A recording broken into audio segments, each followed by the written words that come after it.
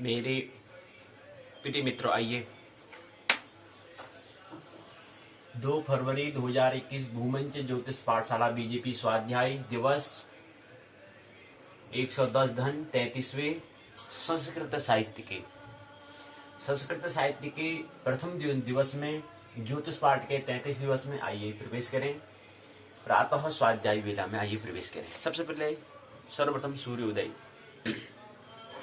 7:01 में अस्त होगा। कल 17:50 में हुआ था, आज 51 तो 1 मिनट बढ़ रहा है, इनकी दिन बढ़ रही। 21 मिनट का समय हो चुका है। सूर्यदेव को आए हुए अभिवादन प्रणाम। दैनिक कार्यक्रम के अंतर्गत आने वाला जो सर्वप्रथम मुख्य कार्य स्वधर्म कर्तव्य करने योग्य काम स्वाध्याय, प्रातः स्वाध्याय वेला में आइए प्रवेश करें। जानते हैं पाठशाला के 2 भाग, पहले भाग को पाठ्यचर्या करिकुलम प्रश्नोत्तर चर्चा हम कहते हैं, दूसरे भाग को पाठ्यक्रम सिलेबस पाठ्य चर्चा हम कहते हैं। पाठशाला के भाग 2 पर पहले चर्चा, पाठशाला के भाग 1 पर दूसरे चरण में हम चर्चा करेंगे। आज से 2 फरवरी 2021 से हम द्वितीय विषय स्नातक द्वितीय वर्ष का पहला प्रश्न पत्र विषय संस्कृत साहित्य के विषय में हम प्रवेश करने जा रहे हैं। तो आज पहला दिवस है, प्रथम दिवस में हम प्रवेश करें। पुस्तक का नाम और व्यक्त करने का तरीका SL संस्कृत लिटरेचर साहित्य, संस्कृत साहित्य दूसरे साल का पहला प्रश्न पत्र 201। पुस्तक का नाम है पद्य गद्य व्याकरण। पद्य को इस पुस्तक का जो शीर्षक दिया है, क्या हम समझेंगे इसमें हम पद्य को समझेंगे, इसमें हम गद्य को समझेंगे, इसमें हम व्याकरण को समझेंगे। अब पद्य क्या होता है, गद्य क्या होता है, व्याकरण क्या होता है। व्याकरण ग्रामर का मतलब होता है कि यहाँ पर जो शब्द जो हमने यहाँ पर किरातार्जुनीयम लिखा है, यहाँ पर हमने किरातार्जुनीयम लिखा है, तो यहाँ पर किरात धन अर्जुन के योग से, 2 शब्दों के योग से जहां पर शब्दों के व्याह का जहां पर हम अध्ययन करते हैं वह है व्याकरण। किरातार्जुनीयम में क्या चीज है बोल तो दे रहे हैं, लेकिन कैसे हो गया किरातार्जुनीयम, कैसे हो गया ज्योतिषाचार्य, कैसे हो गया ज्योतिष आचार्य से ज्योतिषाचार्य बनता है, दीर्घ संधि यहाँ पर हो रही है। तो यहाँ पर क्या होता है, ये व्याह कैसे होता है, इनके नियम क्या है, क्यों ऐसे हम इसको किरातार्जुनीयम कहा। क्या ऐसे काम नहीं चल सकता था, किरात अर्जुन नियम ऐसे काम नहीं चल सकता था, इसको जरूरी था जोड़ना उसको। तो ये इत्यादि इस तरह की जो बात हमें समझते हैं वो व्याकरण में समझते हैं। कैसे मेल हुआ, संधि। पद्य और गद्य क्या है, हमने कहा 2 तरीके होते हैं, एक पद्य होता है, एक गद्य होता है। पहले यहां पर हम पद्य को समझने का प्रयास करेंगे। पद्य का मतलब होता है जिसमें कुछ लय हो, जिसमें संगीत जुड़ा हो, लय ताल सुर हो, उसको हम पद्य कहते हैं।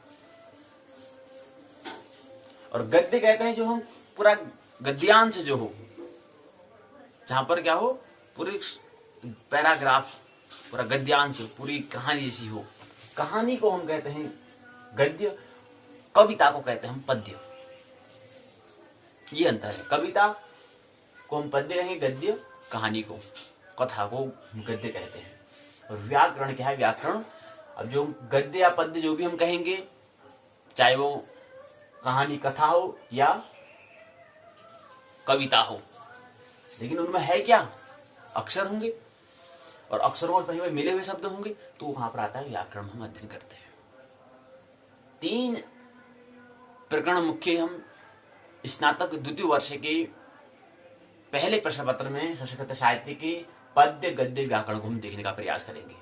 तो आज की पाठशाला में हम संस्कृत लिटरेचर संस्कृत साहित्य के जो पहला प्रश्न पत्र है द्वितीय वर्ष का, पद्य गद्य व्याकरण नामक जो शीर्षक जो पुस्तक का दिया है, उसके अंदर खंड 1 में हम प्रवेश करेंगे। खंड 1 का नाम है किरातार्जुनीयम सर्ग 1। कि खंड 1 का नाम जो है किरात और अर्जुन के संबंधित जो एक उसके अंदर जो कोई एक क्या है, कृत्य है, एक क्या है, कृत्य है, एक क्या है, ग्रंथ है, एक किताब है, इसको हम कहें कृत्य है। क्या है, कृत्य है। अब कृत्य जो है, कृत्य जो होता है वो कौशल के आधार पर होता है। कौशल होते हैं 3 प्रकार के। अगर हम हमारी वो स्तर के आधार पर होता है। पहला स्तर जो नाभि के तल पर कला, जो व्यक्ति ने नाभि के तल पर अनुभव किया होगा तो वही उसको कला है कहेंगे उसकी। कौशल स्किल जो है उसके 3 स्तर होते हैं। पहले स्तर में जो नाभि स्थित होता है, जो नाभि तक जीवन केंद्र, शरीर का केंद्र जो है, वहां तक जो उसने अनुभव, वहां तक उसने अनुभूति, फीलिंग करी, उस स्तर तक वो डूबा। पहले मस्तिष्क से विचार किया, उसके बाद हृदय में ले गया, हृदय के बाद फिर उसको और नीचे नाभि में ले गया, जीवन का केंद्र, शरीर केंद्र, वहां तक उस बात को ले गया। तो वहां से आता है कला का जन्म, वहां से आता है आर्ट का जन्म। तो स्किल में पहला आता है कला, दूसरा आता है काव्य, जो हृदय के तल पर होता है। पहला नाभि के तल पर, दूसरा काव्य जो है हृदय के तल पर होता है, हार्ट के तल पर होता है। यहाँ नेवल हो गया, यहाँ हार्ट से हो गया, यहाँ पर ब्रेन हो गया। तो दूसरा काव्य अर्थात हृदय, जहां प्रेम की अनुभूति हो। तीसरा आता है कृति, जो मस्तिष्क के तल पर जहां पर हो, जहां पर विचारों का, चिंतन का, जहां पर जो हमारा कृत्य उत्पन्न होता है उसको हम कृति कहते हैं। तो कौशल के, स्किल के, हुनर के 3 भाग होते हैं। अगर हम केंद्र से अगर प्रारंभ करें, क्योंकि हमारी यात्रा कृति, काव्य, कला का होता है, लेकिन असल में जो उसका केंद्र, जो उसका ढंग है वो है कला, काव्य, कृति। नाभि, हृदय और मस्तिष्क। तो कला के, काव्य के, कृति के अंदर यहाँ पर काव्य को समझने का प्रयास, हृदय के तल पर बातों को समझने का हम प्रयास करेंगे। यहाँ पर अगर हम जो भी यहाँ पर जो बातें दी होंगी, जहां पर जिन मित्रों ने इसको लिखा है वो क्या है, काव्य के तल पर है, अर्थात यहाँ पर थोड़ा मस्तिष्क की आवश्यकता नहीं होती है। यहाँ पर आवश्यकता होगी हृदय की, प्रेम की अनुभूति की आवश्यकता होगी। प्रेम की अनुभूति अगर आपने किया है तो ये बात समझ में आने वाली, नहीं तो आने वाली बात नहीं तो पढ़ लेंगे, कंठस्थ कर लेंगे।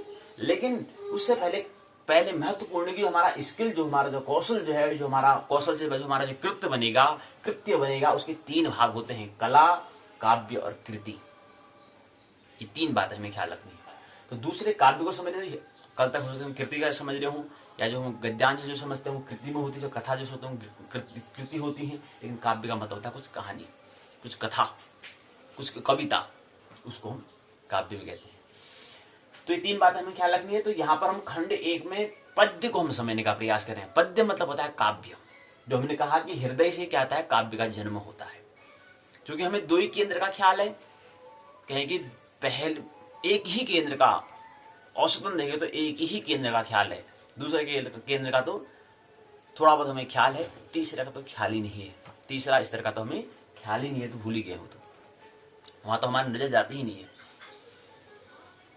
पुरुष कृति पर अर्थात विज्ञान पर, अर्थात शास्त्र पर, अर्थात चिंतन पर, अर्थात मनन पर विशेष जोर। काव्य स्त्री प्रेम पर। लेकिन तीसरा कौन, तीसरा तो जो कभी कभी बिरले साधु संत, महात्मा, बुद्धत्व वाले व्यक्ति कला को समझते हैं। 3 तलों का हमें हमेशा ख्याल रखना चाहिए। अगर कौशल, अगर हमारा हुनर अगर जो हो उसको बाहर, उसमें निखार अगर लाना है, तो उसके लिए 3 तल पर हमें क्या करना होगा, विकास करना होगा। 3 स्तर तक उस बात को पहुंचानी होगी। पहले मस्तिष्क में, मस्तिष्क के बाद उसको हृदय में, हृदय के बाद उसको नाभि में, मस्तिष्क से हृदय और नाभि तक उसको ले जाना होता है।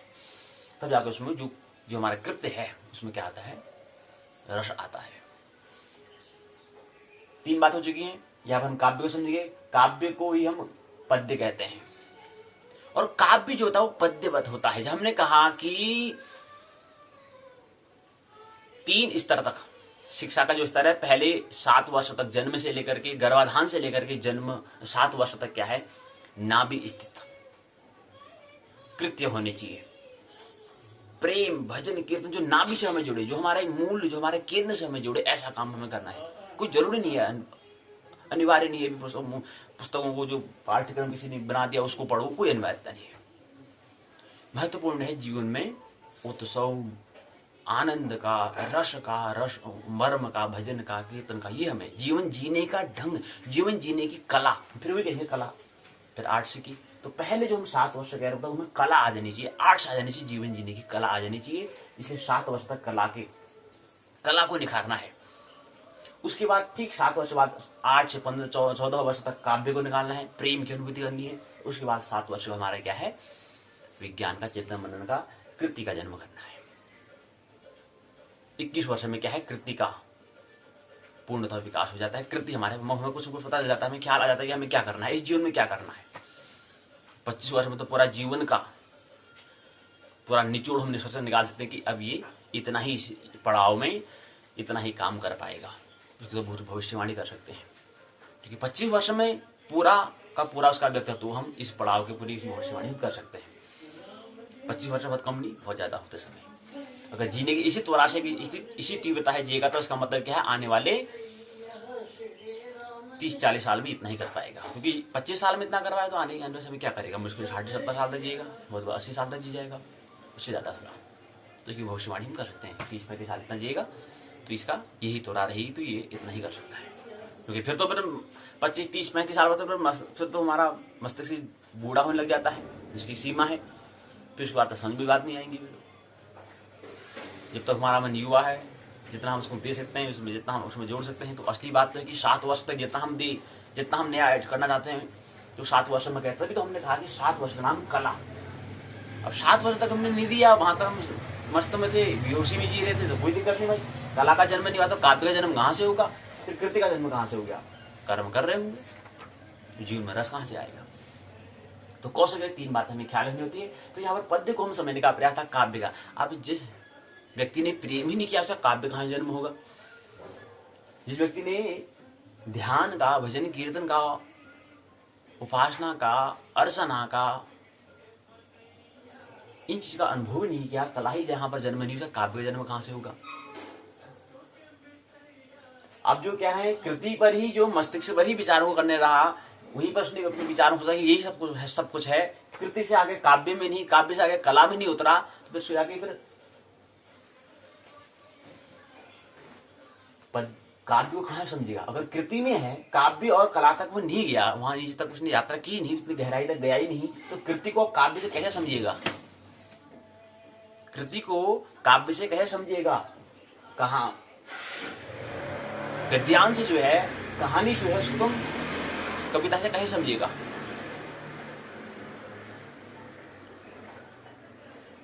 तो काव्य को समझने के लिए काव्य की, हृदय की ही आवश्यकता, प्रेम की अनुभूति की आवश्यकता होती है। मतलब ऐसा प्रेम की अनुभूति, मतलब कुछ ऐसी अचीवमेंट, कुछ ऐसे अनजान नास्ते, कुछ ऐसी अपरिचित ऊर्जा का अनुभव का नाम प्रेम है, उपलब्धि का नाम। तो काव्य पद्य में होता है और कृति जो होती है वो गद्य में होता है, मूलभूत, आधारभूत। पर हम कहें आधार अगर बात कहें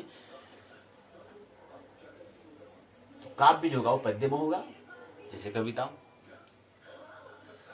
और गद्य में होगा हमारी गद्यांश, कहानी, कथा। तो यहां पर खंड का नाम है किरातार्जुन्यम। यहां पर 2 शब्द हैं, किरात और अर्जुन। अर्थात ये किरात अर्जुन, जैसे हमने कहा, किरात अर्जुन क्या है कि एक ग्रंथ है, किताब है, क्या है, कृत्य है, किन मित्र के द्वारा लिखी गई है, समझेंगे किन मित्र ने लिखा है। किरात अर्जुन, 2 चीजों को यहां पर समझना है, किरात और अर्जुन।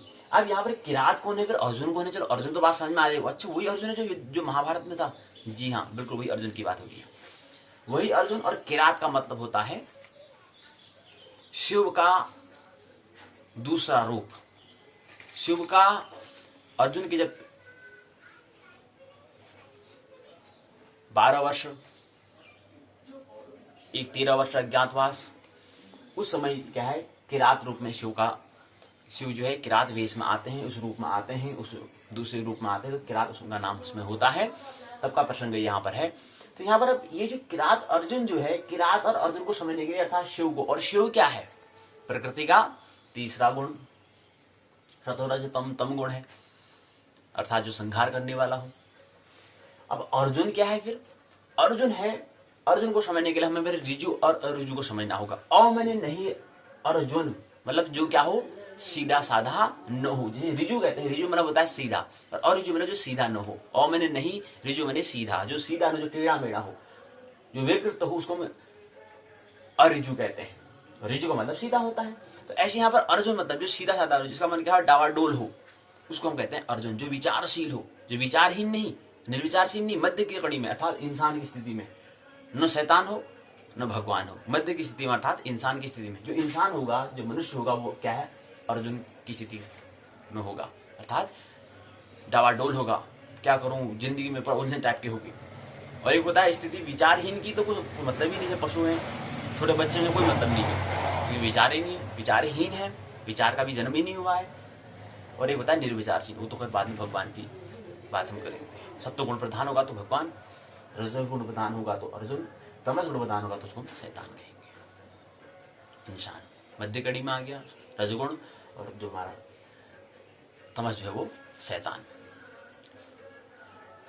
तो यहां पर हम जो मध्य कड़ी है इंसान की अर्थात अर्जुन की, जो डावाडोल है, जिंदगी के बारे में पता ही नहीं चल रहा है कि क्या करना है क्या नहीं करना है, उसका, और प्रकृति के तीसरे गुण को तमस्यु जो है संहार करने वाले हैं, उन दोनों के मध्य में कुछ प्रसंग होता है। इसी को यहाँ पर किरातार्जुन्यम हम, ये क्या है, काव्य है। ये क्या है, काव्य है, एक क्या है, किताब है, किरातार्जुन्यम, जिसके अंतर्गत सर्ग दिए हुए। सर्ग का मतलब होता है भाग, हिस्सा। उसमें पहले सर्ग को हम समझने का प्रयास करेंगे। यहाँ पर उत्तराखंड मुक्त विश्वविद्यालय के में पाठ्यक्रम में यह रखा है कि खंड 1 में आप पद्य को समझेंगे। पद्य के अंदर अर्थात काव्य, पद्य काव्य जो किरातार्जुन्यम जो हम कह रहे हैं ग्रंथ, जो किताब जो कह रहे हैं, क्या है, एक काव्य है। चूंकि संस्कृत साहित्य की हम बात करेंगे, वहां पर हम क्या होगा, साहित्य का हम बात करें तो वहां पर हम पद्य गद्य की ही बात करेंगे।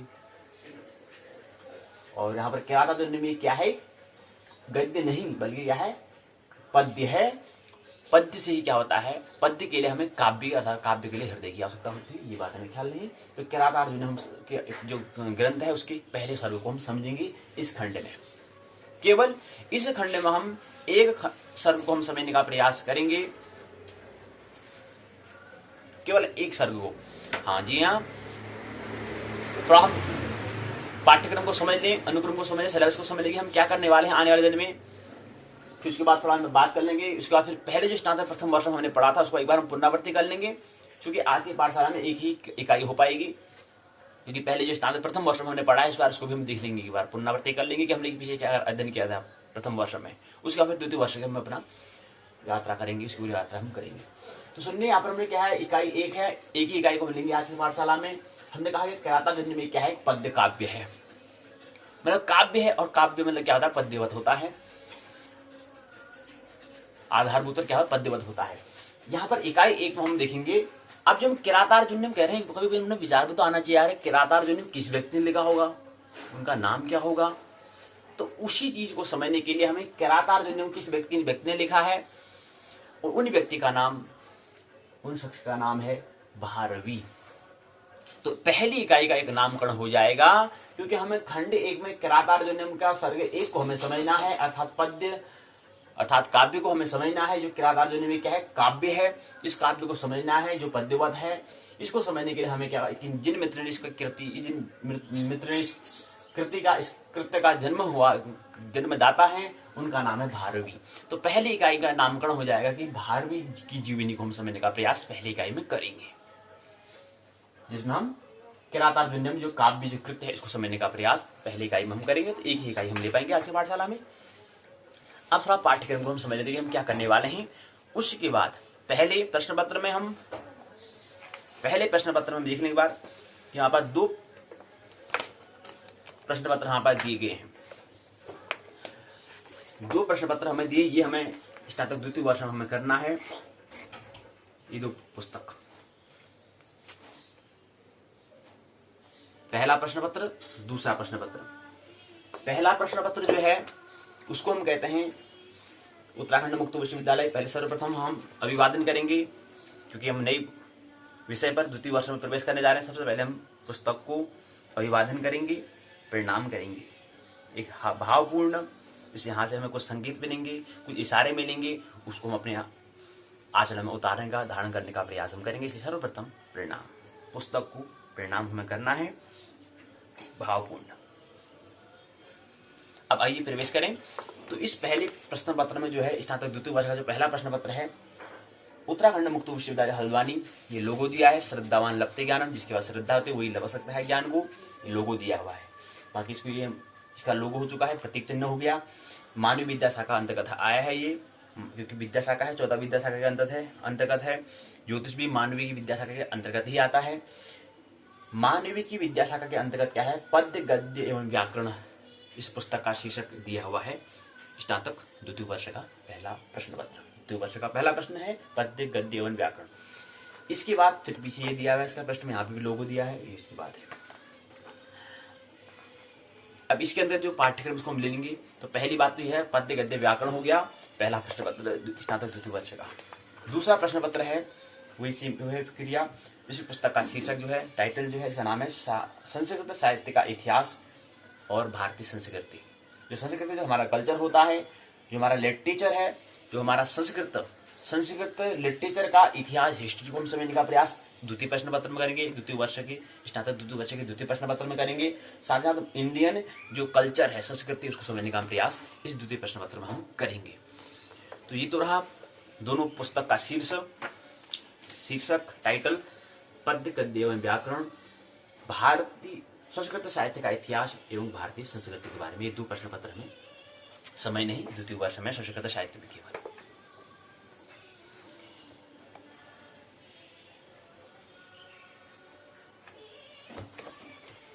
आइए अब इसके अंदर जो पाठ्यक्रम है उसको ले लेते हैं।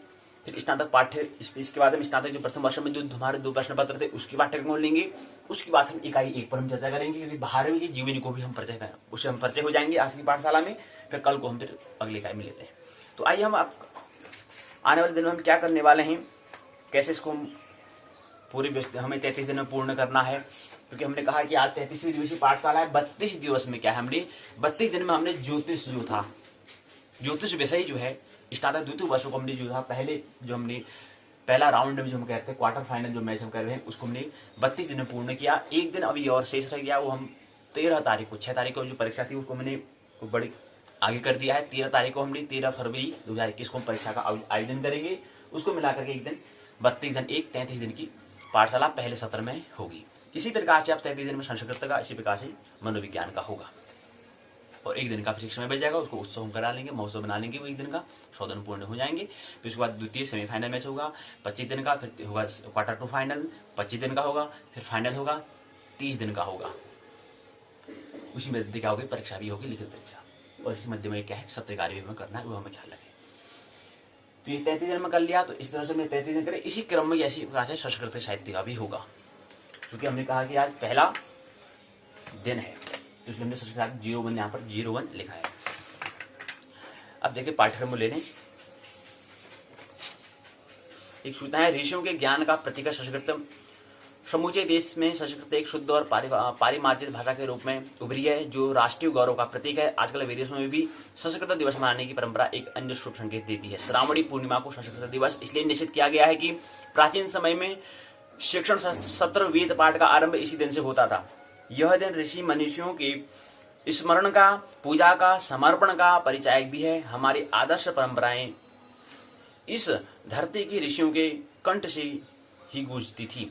1969 में भारतीय शिक्षा मंत्रालय के आदेश में केंद्रीय और राज्य स्तर पर संस्कृत दिवस मनाने का निर्देश जारी हुआ था। संस्कृत संविधान में अनुसूचित भाषाओं में से एक है।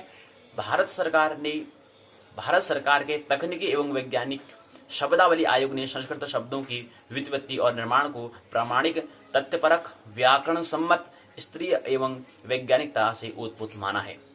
भारतीय विधि एवं न्याय मंत्रालय द्वारा संविधान का सर्वप्रथम संस्कृत अनुवाद 1950 में हुआ था, जो बाद में संशोधित रूप में 1985 में प्रकाशित हुआ।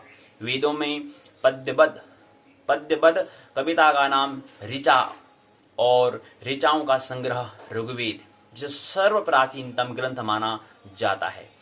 तो कह रहे हैं कि वेदों में जो पद्यबद्ध जो होता है, कविता का नाम को हम ऋचा कहते हैं। एक नया शब्द ऋचा, ऋचा मतलब क्या होता है, जहां पर क्या हो, पद्यबद्ध जो हो।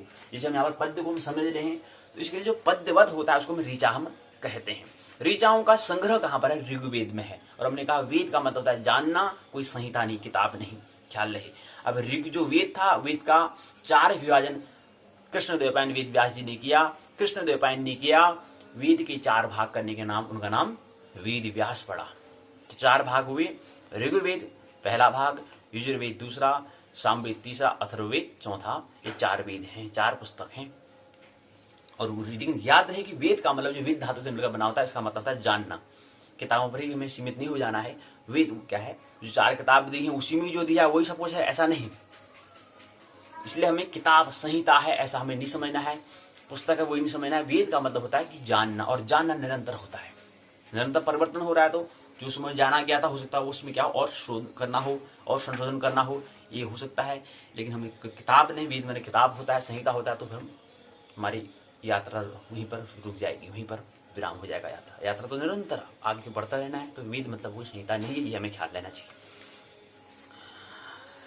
तो वेद में पद्यबद्ध कविता का नाम ऋचा कहते हैं। ऋचाओं का संग्रह ऋग्वेद में जिसे सर्व प्राचीनतम ग्रंथ माना जाता है, यूनेस्को में भी ऋग्वेद को विश्व के प्राचीनतम ग्रंथों की सूची में स्थान दिया।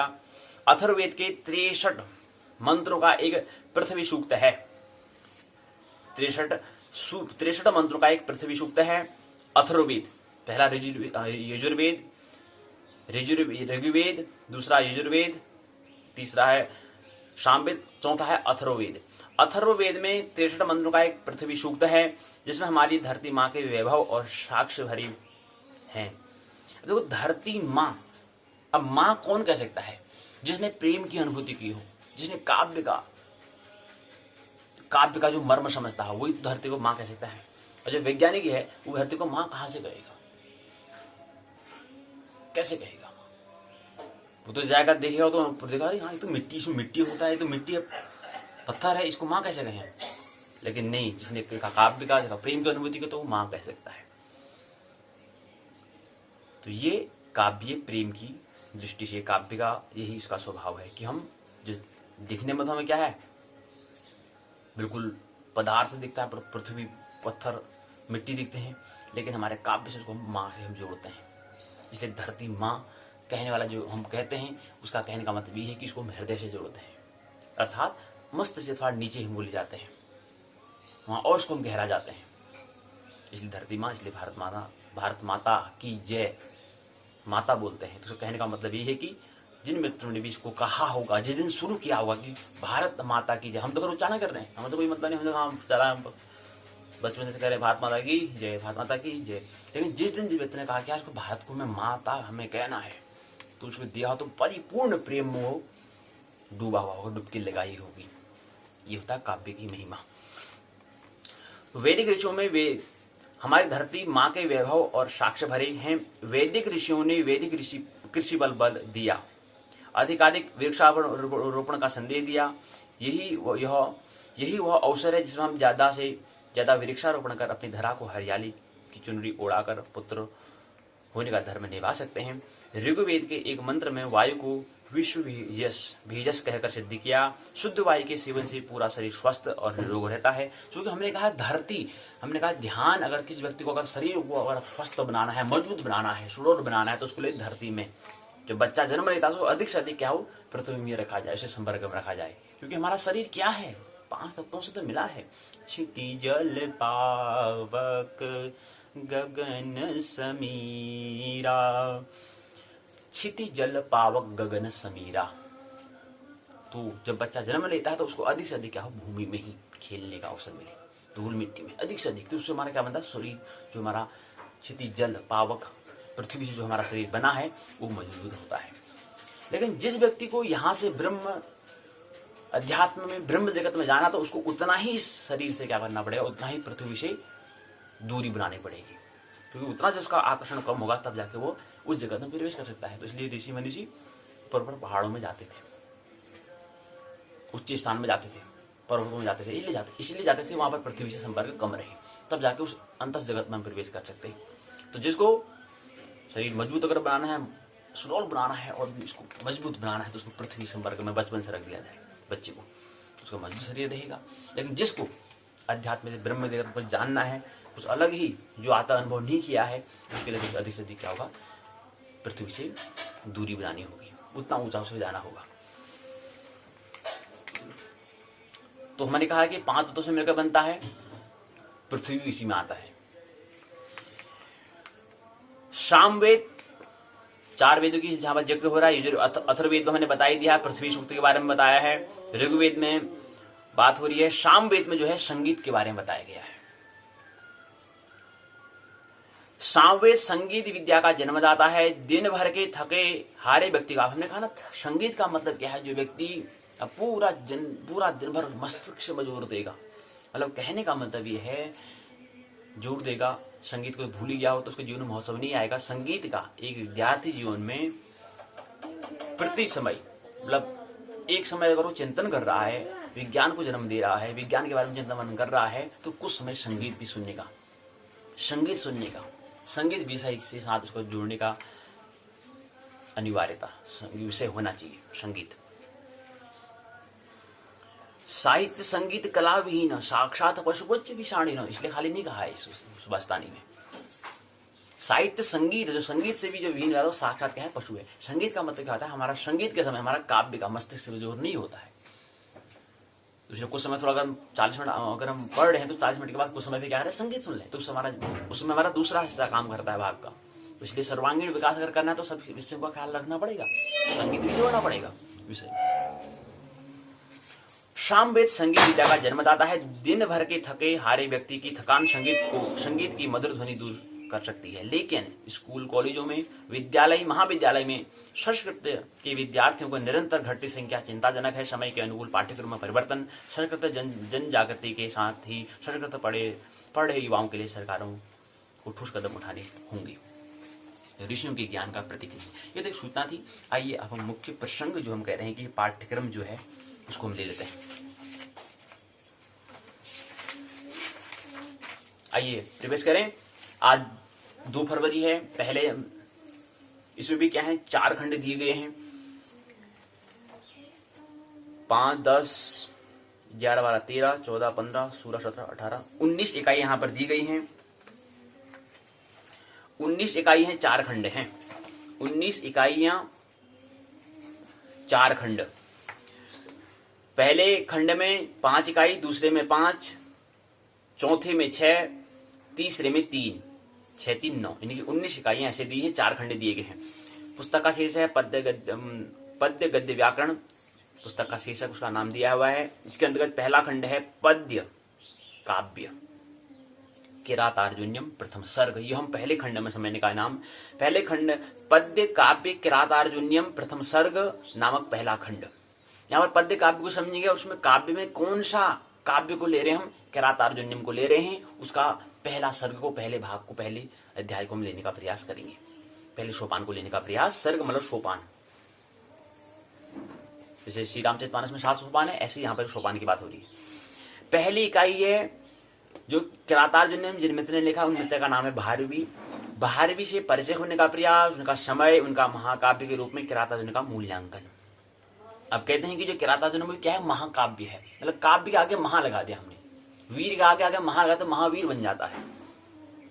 मतलब कुछ और से अब बहुत सारे काव्य होंगे, लेकिन काव्य में देखा तो जो उच्चतम, जो जिसमें जो गहरे उतरे हो, हृदय में उतरे हो, गहरी हृदय तक उन्हें डुबकी लगाई हो, उसको महाकाव्य कहते हैं। तो भारवी जो हम भारवी के द्वारा जो किरातार्जुन्य में लिखा गया है उसको भी हम महाकाव्य कह रहे हैं। इसका मतलब अन्य भी काव्य अन्य काव्यों में उच्चतम वाला है। इसमें अधिक से अधिक क्या है, गुण बातें बताई गई हैं, इसलिए इसको महाकाव्य हम कह रहे हैं। किरातार्जुन्य काव्य तो है, लेकिन काव्य भी बहुत सारे काव्य हो सकते हैं। जो जितनी गहरी जिसमें बातें होंगी, जो जितनी गुण बातें बताई गई होंगी, वो उसके हिसाब से उसको हम नाम देंगे, महा आगे लगाना पड़ेगा, इसको फिर महाकाव्य हम कहना पड़ेगा। तो एक महाकाव्य ही हमें ख्याल रखना है। तो ये महाकाव्य किरातार्जुन्य में प्रथम सर्ग को हम समझेंगे। इसके में पहले में भारवी से परिचय, समय, महाकाव्य के रूप में किरातार्जुन्य का मूल्यांकन पहली इकाई है जो आज की पाठशाला में हमें करना है, यानी कि 2 तारीख को। 3 फरवरी को हम किरातार्जुन्यम जो है उसके अंदर श्लोकों को लेंगे। 1 से लेकर 15 जो श्लोक है उसको हम इकाई दूसरे में लेंगे।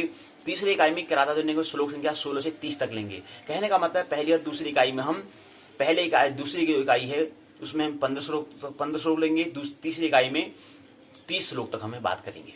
इसके बाद इकाई चौथी को हम श्लोक संख्या 31 से 46 तक यानी कि 4 फरवरी को हम इकाई चौथी इकाई पांचवी को लेंगे। इकाई चौथी है श्लोक, जो किरातार्जुनीयम जो महाकाव्य है, इसके अंदर 31 से लेकर के 46 श्लोक तक हम सूत्र को लेने का प्रयास हम करेंगे। साथ साथ अंतिम जो इकाई इस खंड की है पद्य काव्य किरातार्जुनीयम प्रथम सर्ग नामक जो पहला खंड है, इसके अंदर अंतिम इकाई पांचवी है प्रथम सर्ग की महत्वपूर्ण सूक्तियों की व्याख्या। जो पहला सर्ग जो हमें दिया गया है इसमें कुछ महत्वपूर्ण होंगे, महत्वपूर्ण सूक्तियां होंगी, उन सूक्तियों की हम व्याख्या करने का प्रयास, हम एक्सप्लेन करने का प्रयास हम ये अंतिम पांचवी इकाई में करेंगे इस खंड की। तो क्या हुआ, 2 फरवरी को आज की पाठशाला में पहली इकाई को, तीसरी यानी कि 3 फरवरी को हम इकाई दूसरी और इकाई तीसरी को लेंगे, 4 फरवरी को हम इकाई चौथी इकाई पांचवी को देंगे। तो कहने का मतलब है 4 फरवरी 2021 को हम ये खंड को पूर्ण कर लेंगे। फिर अगले खंड दूसरे में पद्य काव्य कुमार संभव प्रथम सर्ग। अब यहां पर भी काव्य है लेकिन काव्य दूसरा कुमार संभव को हम समझने का प्रयास हम करेंगे। तो ये भी क्या है, पद्य, ये भी एक काव्य है, कुमार संभव उसका नाम दिया हुआ है, इसमें भी प्रथम सर्ग को लेंगे। खंड 2 का नाम क्या है, काव्य है। क्योंकि इस पुस्तक का शीर्षक ही दिया है कि पद्य गद्य और व्याकरण, 3 बातों को आपको समझनी है इस पुस्तक में। तो पहले खंड में पद्य को आप समझना है, लेकिन पहले खंड में आपको किरातार्जुनीयम का नामक अर्थात भारवी को समझना होगा। खंड दूसरे में पद्य काव्य कुमार संभव है, वही कालिदास को आपको समझना होगा। इसके अंदर भी क्या है, 5 इकाई दी है। पहले में कालिदास से परिचय, समय महाकाव्य के रूप में कुमार संभव का मूल्यांकन पहली इकाई में, जो 5 फरवरी को हम करेंगे। 5 फरवरी को, चूंकि 6 फरवरी को हमने परीक्षा का हमने कहा था, उसमें रूपांतर हो चुका है, तो 6 के बदले 13 में परीक्षा होगी। जो ज्योतिष की हम प्रथम ज्योतिष विषय की जो परीक्षा कर रहे हैं दोनों सत्रों में करेंगे, तो 6 तारीख को न करके हुए इसको 13 तारीख को हमने परिवर्तन कर दिया। तो अगले यहाँ पर अब 6 तारीख को क्या हो जाएगा, इकाई दूसरी इकाई तीसरी को हम लेंगे। जो 6 तारीख को हम 6 तारीख ये हो जाएगी और 7 तारीख को ये हो जाएगा, फिर 8 तारीख को हो जाएगा, फिर 9 तारीख को हो जाएगा, फिर 10 तारीख को हो जाएगा, फिर 11 हो जाएगा, फिर 12 हो जाएगा और 13 को फिर हमारा क्या होगा, वो परीक्षा जो हमारी 6 को होनी थी वो 13 को होगी।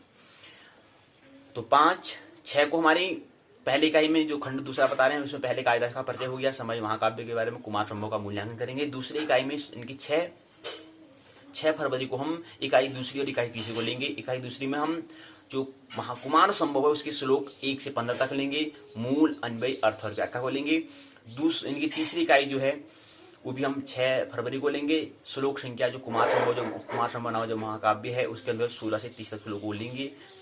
इसमें मूल अन्वय अर्थ और व्याख्या हमें करनी होगी। इसके बाद 7 फरवरी को हम इकाई चौथी इकाई पांचवी को लेंगे।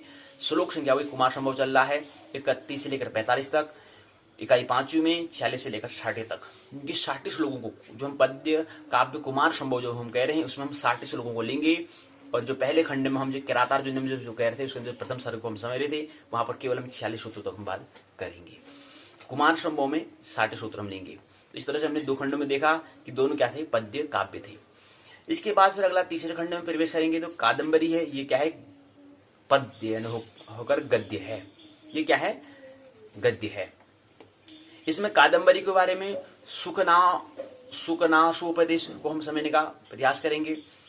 मात्र केवल इसमें कादम्बरी के अंतर्गत जो है केवल हमें सुकनाशोपदेश को हमें समझना है, केवल मात्र उसको समझना है। खंड तीसरा नाम है कादम्बरी सुकनाशोपदेश मात्र नामक तीसरा खंड। इसके अंदर 3 इकाइयां दी गई है। पहली में है गद्य काव्य परंपरा, बाण की कादम्बरी का विहंग अवलोकन करना, विहंग शुकनाशोपदेश का परिचय। तो पहली इकाई में ये हम करेंगे 8 फरवरी 2021 को। फिर 9 फरवरी को हम दूसरी इकाई, पहले में तो 1 इकाई लेंगे, दूसरे में 9 फरवरी को 2 इकाई हम एक साथ लेंगे, इकाई दूसरी और इकाई तीसरी। तो गद्य भाग एवं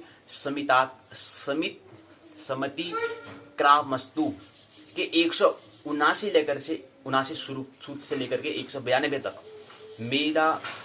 मेदा दोष गुरुकुलम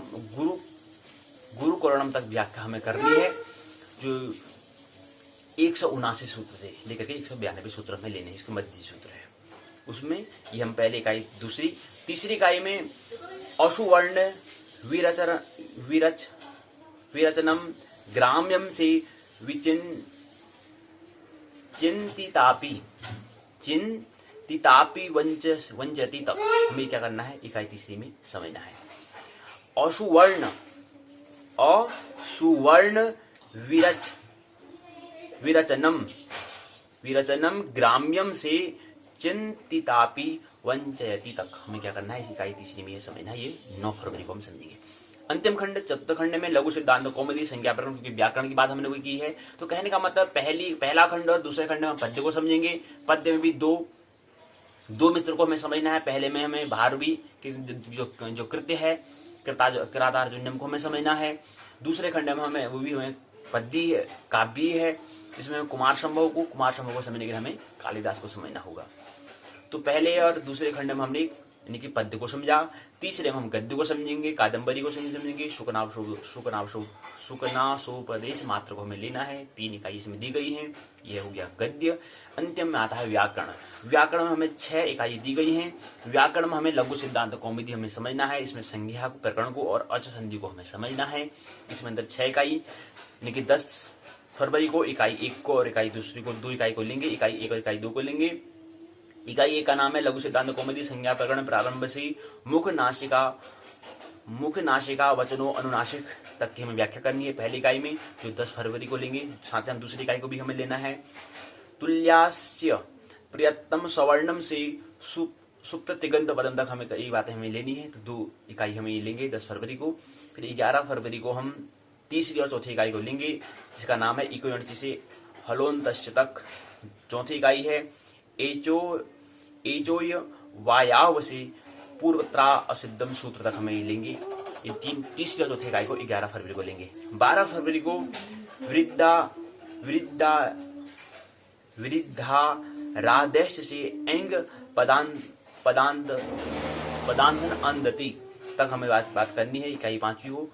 और छठी है सर्वत्र विभापा गोह से रेत्यका सूत्र तक हमें ये बात समझनी है। तो ये छठी इकाई, तो ये 12 फरवरी को हम ले लेंगे। 13 फरवरी को परीक्षा जो हम ज्योतिष वाला कर रहे हैं, स्नातक द्वितीय वर्ष का जो पहला प्रश्न पत्र, द्वितीय प्रश्न पत्र जातक शास्त्र और फलादेश के सिद्धांत पहला प्रश्न, दूसरा है मुहूर्त विचार। इन दोनों प्रश्न पत्र को हम 13 फरवरी को उसका परीक्षा आयोजन वहां करेंगे। तो ये हमने समझ लिया। तो इस तरह से 12 फरवरी तक हम ये बात पूर्ण कर लेंगे। 13 फरवरी को परीक्षा, 14 फरवरी को फिर हम अगले प्रक्रम में आएंगे। दूसरे विषय में संस्कृत साहित्य और इतिहास एवं भारतीय संस्कृति द्वितीय प्रश्न पत्र की ओर प्रवेश करेंगे। द्वितीय प्रश्न पत्र में हमें समझना है खंड, इसमें भी 4 खंड दिए गए हैं। 5, 5, 6, 5, 5, 5, 10, 10, 6, 16, 17, 18, 19, 20। यहाँ पर भी हमें क्या है 20 इकाई दी गई हैं। यहाँ पर 20 इकाइयां हैं, 4 खंड यहाँ पर दिए गए हैं। यहाँ पर भी क्या है 20 इकाइयां हैं, 4 खंड यहाँ पर दिए गए हैं। पहला खंड है संस्कृत साहित्य का इतिहास। पहले खंड का नाम है संस्कृत साहित्य का इतिहास। इसको हम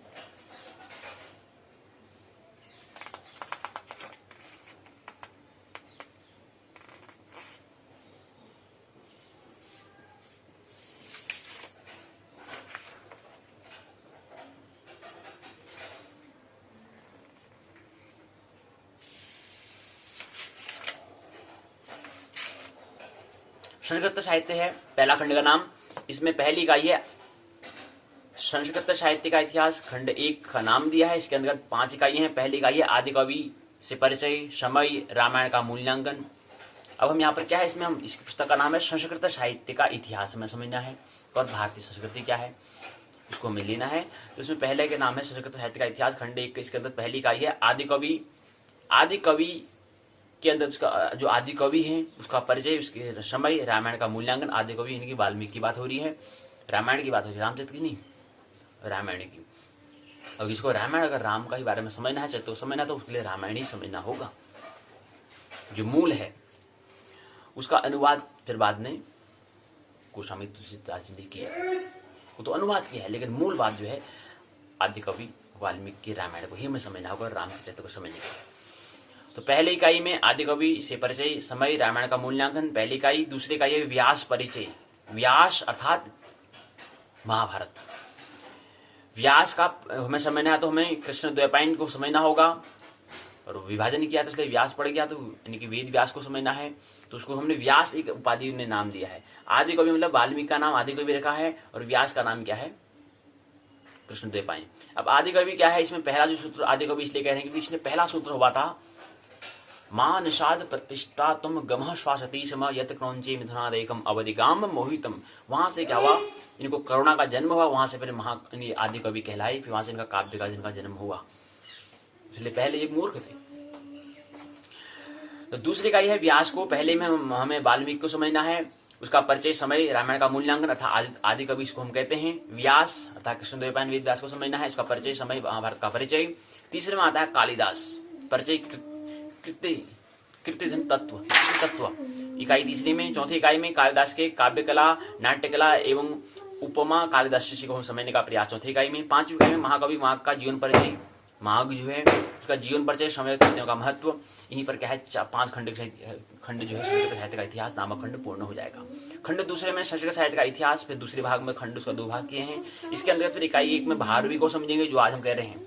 इन इकाई भारवी जो हम कह रहे हैं जिसमें किरातार्जुन ने लिखा है भारवी का व्यक्तित्व, उनकी कृतियों का विस्तृत परिचय हम पहले इकाई में। दूसरे में श्रीहर्ष को समझेंगे, उनका व्यक्तित्व, कृतियों का विस्तृत परिचय। तीसरी इकाई में जयदेव को, उनका व्यक्तित्व, कृतियों का विस्तार से वर्णन करेंगे। चौथे में भूति का जीवन परिचय, कृतियों को देने का प्रयास करेंगे। पांचवें में शूद्र का जीवन परिचय और मृचक कटिकम की नाट्य की विशेषता को हम समझने का प्रयास 5वीं इकाई में करेंगे। तो दूसरा है जो खंड है संस्कृत साहित्य का इतिहास नामक, इसके 5 इकाई में ये हम समझेंगे। फिर आता है तीसरा खंड संस्कृत साहित्य का इतिहास, 3 भागों में बांटा है इसको। पहला है विशाख दत्त के मुद्दा राक्षस का ऐतिहासिक और साहित्यिक परिचय, पहली इकाई। दूसरा है भर्तृहरि जीवन परिचय एवं शतकत्रय का विस्तृत विवेचन। भर्तृहरि का जीवन 3 बातों में लिखते हैं। पहले लिखते हैं श्रृंगार के बारे में, दूसरा लिखते हैं वैराग्य के बारे में, तीसरा नीति के बारे में लिखते हैं। तो ऐसा व्यक्ति जो प्रकृति तीनों गुणों को समझता हो, ऐसे भर्तृहरि के जीवन को परिचय होने का प्रयास इकाई दूसरे में संस्कृत साहित्य इतिहास नामक तृतीय खंड के अंतर्गत दूसरी इकाई में समझेंगे। इकाई तीसरी है पंडित राज जगन्नाथ का विस्तृत परिचय एवं साहित्य में योगदान। इकाई चौथी है गद्य कवि वाण की कादंबरी का विस्तृत परिचय। इकाई चौथी। पांचवी है सुबंधु एवं उनकी कृति वासव दत्ता का परिचय करने का प्रयास 5वीं इकाई में। 6ठी इकाई में दंडी काल निर्धारण, 10 कुमार चरित्र एवं लक्षण ग्रंथ का विस्तृत विवेचन हम करेंगे। यहीं पर क्या है तीसरा खंड पूर्ण होगा। चौथा खंड है भारतीय संस्कृति के विविध पक्ष एवं विशेषताएं, भारतीय जो इंडियन जो कल्चर है उसको समझने का प्रयास हम चतुर्थ खंड में करेंगे। 4 इकाई इसमें दी गई हैं। पहली इकाई में संस्कृति के विविध पक्ष एवं विशेषताएं। संस्कृति क्या होती है, कल्चर क्या होता है, संस्कृति। यहां पर क्या होता है, संस्कृति जो है, संस्कृत कृत है, कृति है, संस्कृति हो गया, संस्कृत हो गया, संस्कार हो गया। ये 3 बातें यहाँ पर हमें समझनी होती है संस्कृति समझने के लिए। एक तो होता है कल्चर, एक होता है संस्कृत जो भाषा जो बता रहे हैं, और एक बता रहे हैं हम संस्कार। तो भारतीय संस्कृति में क्या समझना है 4 इकाइयों में। पहली इकाई में संस्कृति विविध एवं विविध पक्ष होंगे, बहुत सारे पक्ष हैं, उनकी विशेषताओं को समझना है पहली इकाई में। दूसरे में 5 महायज्ञ के स्वरूप में, 5 महायज्ञ के स्वरूप, उनके अर्थ और उनके पुरुषार्थ चतुष्टयम को हम समझेंगे। चतुष्टय तो 5 महायज्ञ कौन से होते हैं, उनके स्वरूप को, उनके अर्थ को, उनके पुरुषार्थ चतुष्टयम को हम समझने का प्रयास इकाई दूसरी में। इकाई तीसरी में वर्ण की उत्पत्ति, आश्रम की व्यवस्था का विस्तृत हम वहां पर उसको अवधारणा को समझेंगे कि वर्ण की उत्पत्ति कैसे होती है, वर्ण क्या होता है और आश्रम क्या होता है, वर्णाश्रम क्या होता है, उनकी उत्पत्ति कब होती है, उनकी व्यवस्था का क्या वैज्ञानिकता है, उसकी विस्तृत हम इकाई तीसरी में करेंगे। चौथी इकाई में संस्कार का अर्थ क्या होता है, परिभाषा क्या होती है, 16 संस्कार कौन से होते हैं जो हम ज्योतिष में भी समझने का प्रयास कर रहे हैं। वही यहाँ पर भी संस्कार का मतलब हमने कहा समष्टि का ख्याल, अहंकार का मतलब हमने कहा संस्कार और अहंकार 2 शब्द होते हैं। अहंकार का मतलब होता है मैं का ख्याल, जहां पर मैं ही केंद्र में हो उसको अहंकार कहते हैं। जहां पर समष्टि का ख्याल, सर्वस्व का ख्याल कि सर्वस्व ही है, प्रभु ही है, वही है केंद्र में, मैं तो परिधि में हूँ, केंद्र में तो वो है, उसको हम कहते हैं संस्कार। तो संस्कार का अर्थ क्या होता है, इसकी परिभाषा क्या होती है, उसके 16 संस्कार क्या होते हैं, ये हम समझने का प्रयास करेंगे। अब संस्कार जो हम कह रहे हैं, संस्कार का अर्थ क्या है, संस्कार का अर्थ क्या है, संस्कार का अर्थ क्या है। अगर देखें संस्कार दोषों का निवारण, कमी और त्रुटि की पूर्ति करते हुए शरीर और आत्मा में अतिशय गुणों का आदान करके शास्त्र विहित क्रियाकलापों कर्म कांडों के द्वारा उद्भूत अतिशय विशेष ही संस्कार कहा जाता है। मेल, दोष, दुर्गुण, त्रुटि या कमी का निवारण कर शारीरिक और आत्मिक अपूर्णता की पूर्ति करते हुए गुणात्रीय श्रेयों का, सद्गुणों का आधान या उत्पादन ही क्या है, संस्कार है। लेकिन हमारी दृष्टि में जो संस्कार हम कह रहे हैं, संस्कार मतलब समष्टि का ख्याल। बाकी समझने की जिस दिन चर्चा करेंगे उस दिन उसको विस्तार से समझने की कि संस्कार क्या है। लेकिन अभी का ये समझिए कि संस्कार मतलब समष्टि का ख्याल, सर्वस्व का ख्याल, समग्र का ख्याल रखते हुए कोई काम करना, उसको संस्कार कहते हैं। कृत्य मैंने क्रि धातु से बना है, तो क्रि मतलब करना, लेकिन समष्टि का ख्याल रखते हुए ये काम मैं कर रहा हूँ, दूसरों पर क्या प्रभाव पड़ेगा। ज्योतिष का ख्याल है कि प्रत्येक व्यक्ति संयुक्त है, तो इसलिए इसका प्रभाव दूसरे पर पड़ेगा, इसलिए मेरे कौन सा काम करना है, मेरे को तो पसंद है लेकिन दूसरे पर क्या प्रभाव पड़ेगा, क्या इफेक्ट पड़ेगा, इसका ख्याल रखना, उसको हम संस्कार कहते हैं। तो यहीं पर ये हमें इकाई समझनी है।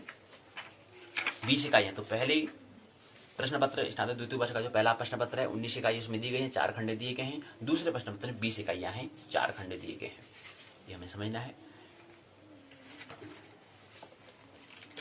इसी क्रम में जो स्नातक प्रथम वर्ष में हमने अध्ययन किया था उसको समझ लें, उसके बाद फिर एक इकाई को हम लें।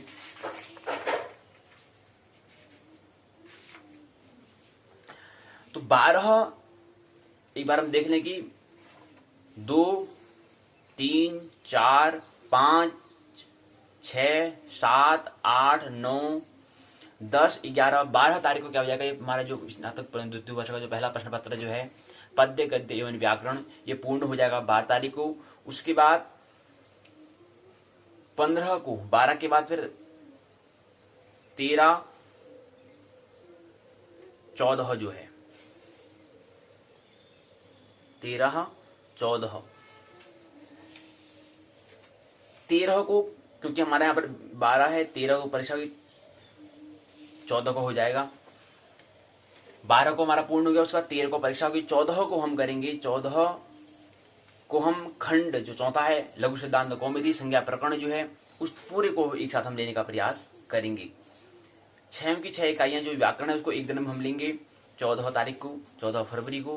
15 फरवरी को हम 2 खंडों को एक साथ लेंगे।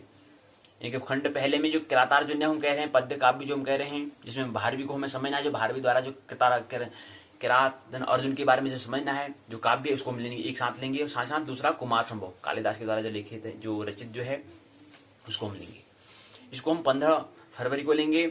16 फरवरी को हम फिर 2 खंडों को एक साथ और ले लेंगे, अर्थात क्या है, तीसरा खंड कादम्बरी जो है, चौथा खंड लघु सिद्धांत कौमुदी। क्योंकि व्याकरण जो है थोड़ा समझने के लिए हमें समय अधिक मिलना चाहिए, इसलिए इसको एक दिन और दे देंगे, दोनों संयुक्त साथ ही ले लेंगे।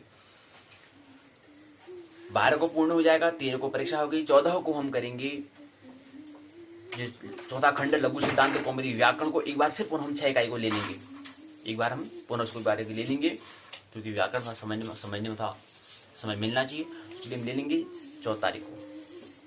15 को खंड पहला और दूसरे खंड को एक साथ ले लेंगे 15 को। 16 को तीसरा खंड और चौथा खंड को एक साथ ले लेंगे, इसका 16 तारीख को क्या हो जाएगा, पूर्ण हो जाएगा। 17 तारीख को फिर हम वही 17 को पुनरावृत्ति और प्रश्नोत्तर चर्चा हम करेंगे, 18 को एक टेस्ट हम कर लेंगे, तो 18 को क्या हो जाएगा, ये पूर्ण हो जाएगा पहला प्रश्न पत्र। 19 तारीख को हम प्रवेश करेंगे दूसरे प्रश्न पत्र को, संस्कृत साहित्य और इतिहास एवं भारतीय संस्कृति, दूसरे प्रश्न पत्र को हम यात्रा करेंगे। 19 को पहले और दूसरे इकाई को हम खंड जो पहला खंड है संस्कृत साहित्य का इतिहास, संस्कृत साहित्य का इतिहास जो है उसको 3 खंडों में रखा है, पहला खंड, दूसरा खंड, तीसरा खंड। पहले खंड में 5 इकाई, दूसरे खंड में 5 इकाई, तीसरे खंड में 6 इकाइयां दी गई हैं, और अंतिम खंड में केवल भारतीय संस्कृति अंतर्गत जो भारतीय संस्कृति दिया है खंड चौथा, उसके अंदर केवल 4 इकाई हमें समझनी है। तो 3 जो खंड हमें दिए हैं, पहली इकाई जो खंड पहला है उसमें पहली और दूसरी इकाई को 19 फरवरी को ले लेंगे, तीसरी और चौथी इकाई को 20 फरवरी को ले लेंगे, 5वीं इकाई को 21 फरवरी को हम ले लेंगे। फिर दूसरे खंड में प्रवेश करेंगे, पहली और दूसरी इकाई को 22 तारीख को, 22 फरवरी को, तीसरी और चौथी इकाई को 23 फरवरी को, इकाई 5वीं जो है उसको 24 फरवरी को हम ले लेंगे। इसके बाद तीसरे खंड में पहली और दूसरी इकाई को 25 फरवरी को, तीसरी चौथी को 26 फरवरी को, 5वीं और 6वीं इकाई को 27 फरवरी को हम ले लेंगे, तो हम चर्चा कर लेंगे। उसके बाद 28 फरवरी को हम खंड चौथे में प्रवेश करेंगे, भारतीय संस्कृति को। 28 फरवरी को पहली और दूसरी इकाई, इनकी भारतीय संस्कृति को समझना है तो उसके अंतर्गत 4 इकाइयां हैं, 2 दिन में समझेंगे। एक को हम 28 फरवरी को, और तीसरी और चौथी इकाई वर्ण उत्पत्ति आश्रम व्यवस्था जो हम कह रहे हैं वो हम करेंगे मार्च 1 मार्च में करेंगे। जब 1 मार्च आएगा, 1 मार्च 2021 को हम वर्ण के बारे में, आश्रम के बारे में, उसकी क्या व्यवस्था है, क्या मैनेजमेंट है, क्या उसकी वैज्ञानिकता है, क्या उसकी प्रामाणिकता है, क्या उसमें कितनी उसमें वैज्ञानिकता है, और संस्कार का अर्थ क्या होता है, इसकी परिभाषा क्या होती है, 16 संस्कार क्या होते हैं, इस पर हम 1 मार्च को हम समझने का प्रयास करेंगे। तो 1 मार्च को क्या हो जाएगा, पूर्ण हो जाएगा। उसके बाद फिर हम पुनरावृत्ति करेंगे। 2 को क्या करेंगे, 2 मार्च को हम जो खंड चौथा है उसको एक बार और पुनरावृत्ति, एक साथ चारों खंड को एक साथ, चारों इकाई को एक साथ और ले लेंगे। चतुर्थ खंड जो भारतीय संस्कृति है उसकी एक बार हम पुनरावृत्ति और कर लेंगे, क्योंकि संस्कृति में संस्कृति का जो वर्ण आश्रम दिया है उसको एक बार और हम समझ लेंगे। तो ये 2 मार्च को हम इसका पुनरावृत्ति करेंगे। 2 के बाद तीसरा जो है 3 मार्च को हम जो खंड हमारा जो पहला जो खंड है और दूसरा जो खंड है उसको एक साथ हम ले लेंगे 3 मार्च को। उसके बाद खंड तीसरा और खंड चौथा को एक साथ फिर ले लेंगे, इनकी 4 मार्च को। तो 4 मार्च को हमारा क्या हो जाएगा, ये दूसरा प्रश्न पत्र भी जो है संस्कृत साहित्य और इतिहास और भारतीय संस्कृति वही पूर्ण हो जाएगा। इनकी पहला जो राउंड जो हमारा चल रहा है, क्वार्टर फाइनल मैच जो चल रहा है, जो 33 दिन की जो होती है, इनकी 100 दिवसीय जो पाठशाला, जो पहला जो राउंड जो 100 दिन का जो है उसके दूसरे प्रश्न पत्र का उसका भी 33वीं पाठशाला पूर्ण हो जाएगी। लेकिन अभी पुनरावृत्ति में करना है तो 5 मार्च को हम पुनरावृत्ति और प्रश्नोत्तर चर्चा हम ले लेंगे। 6 को हम एक परीक्षण कर लेंगे। उसके बाद फिर इसका जो परीक्षा जो होगा, इसका परीक्षा जो हम 13 मार्च 2021 को जो हमने प्रस्तावित किया है, 13 मार्च 2021 में इसकी हम परीक्षा हम कर लेंगे। यानी कि संस्कृत लिटरेचर SL 201-202 13 मार्च 2021 में उसकी हम एक परीक्षा का जो सत्र 2 में हम कर लेंगे। जैसे हम परीक्षा भी हम ज्योतिष की 6 को कह रहे थे उसको हमने 13 को कर दिया। तो ऐसे ही 13 के बाद जो 13 फरवरी ऐसे अगले 13 मार्च को हम क्या करेंगे, संस्कृत साहित्य का भी दोनों प्रश्न पत्र को 2 सत्र में उसका परीक्षा का आयोजन हम कर लेंगे। तो इस तरह से 13 तारीख को हम क्या हो जाएंगे, इस तरह से हमारा 6 मार्च तक हमारा ये पूर्ण हो जाएगा। उसके बाद 7 मार्च से हम प्रारंभ करेंगे मनोविज्ञान की पाठशाला की ओर हम यात्रा करेंगे। उसमें भी यही क्रम रहेगा, इसी तरह से हमें करना है। इकाई को बांट दिया है, उसका भी हम समय निर्धारित किया है, इस समय में उसको पूर्ण कर लेना है। और हमें ख्याल रखना कि पहला ही सत्र हमारा चल रहा है। पहला सत्र हमारा क्या है, 100 दिन का है, जिसमें अभी हमारे 33 दिन अभी क्या हमारा पर अभी 33वें दिन में हम प्रवेश किए हुए हैं। आज की पाठशाला जो है 33वें दिवस में हम प्रवेश किए हुए हैं। अभी ऐसे ही जितना 100 होगा उसके 100 के बाद फिर जो हमारा जो 101 जो आएगा उसका जो 25 दिन आएंगे वो हमारे 25 दिन में फिर द्वितीय सत्र में प्रवेश करेंगे। फिर जो 25 दिन आएंगे वो फिर हमारा तृतीय सत्र होगा। फिर जो हमारे 30 दिन जो हमें मिलेंगे वो चतुर्थ सत्र होगा। इस तरह से हमने कहा कि जो हमारा वो पाठशाला प्रश्न श्रृंखला 9 वर्ष में जो हमने जो उसमें हमने ये जो प्रारंभ किया था, उसका शुभारंभ किया था, उसके हम इन 4 राउंड में हम इस तरह से 180 दिन पूर्ण होंगे। इस तरह से हमें उसको हमें पूर्ण करना है, इस तरह से हमें चलना है, उसके बारे में हमने चर्चा कर ली है। तो आइए पहले हम मुख्य जो स्नातक प्रथम वर्ष में जो हमने समझा था, स्नातक प्रथम वर्ष में हमारे पास 2 प्रश्न पत्र वहाँ पर भी थे। यहाँ पर पहला प्रश्न पत्र था हमारा नाटक अलंकार छंद को हमने समझा, पहला प्रश्न पत्र। ये 2 प्रश्न पत्र स्नातक प्रथम वर्ष में हमने देखा। स्नातक प्रथम वर्ष में नाटक अलंकार छंद पहला प्रश्न पत्र है। दूसरा प्रश्न पत्र था नीति काव्य व्याकरण अनुवाद।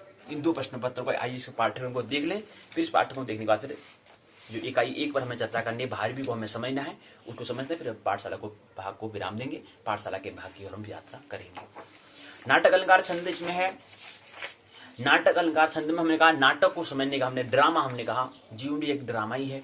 कैसे ड्रामा बने, छोटा बच्चा का भी जीवन भी खेल होता है, लेकिन उसमें होश नहीं होता है, उतना होशपूर्ण तो चैतन्यपूर्ण परम जागरण उसमें नहीं होता है।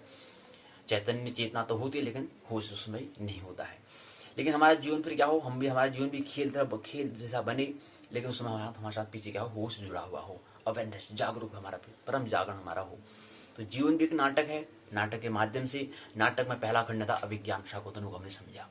अभिज्ञान शाकुंतलम हमने कहा अभिज्ञान, ज्ञान का मतलब होता है और अभि का मतलब होता है सबूत।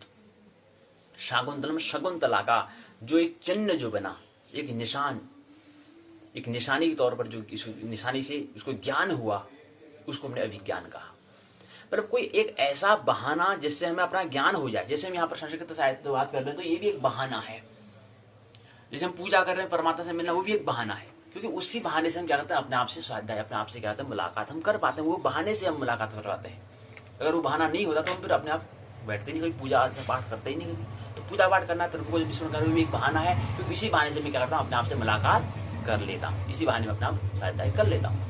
यहाँ पर उत्तराखंड जो पाठ्यक्रम जो है, इस पाठ्यक्रम के बहाने से हम अपना मुलाकात हम करते रहे। कि अपनी जो अंदर जो अज्ञात जो हमारी ऊर्जा, जो अज्ञात से परिचय जो हमारा है, उससे परिचय होने का इसी माध्यम से कर लेते साधन है। तो ऐसे ही यहाँ पर एक विज्ञान ज्ञान के लिए जो एक निशानी जो बनती है, वहाँ पर शकुंतला के लिए वो अंगूठी बनती है। इसी को ध्यान रखते हुए इस नाटक का नाम कालिदास ने अभिज्ञान शाकुंतलम रखा। तो कोई बहाना जिससे हमें ज्ञान हो जाए, जिससे हमें स्मरण आ जाए, विस्मरण हुआ है। तो ऐसे ही वहां पर दुष्यंत को भी विस्मरण हो गया था कि ये क्या है, मेरी शकुंतला, इसको इसी मैंने कुछ वादा किया था, भूल जाता। लेकिन जैसे ही इंसान को मिलती है तो सूर्य को स्मरण आ जाता है। वो शराब किसको मिलता है, शकुंतला होती है, वो पूरे ध्यान प्रेम मग्न है। वहां पर ऋषि मनुष्य यार ध्यान ही नहीं दिया, तो उन्हें शराब देता है, जिसके बारे में चिंतन कर रही है उसको भूल जाए। जिसे दुष्यंत भूल जाता है, लेकिन निशानी जैसे मिलते वैसे दुष्यंत को स्मरण आ जाता है कि हाँ, किसका स्मरण आता है, शकुंतला का। इसलिए कालिदास ने इसका नाम अभिज्ञान शाकुंतलम रखा। तो ऐसे ही कुछ निशानी, कुछ साधन जिससे हमें क्या जाए, अपना स्मरण आ जाए।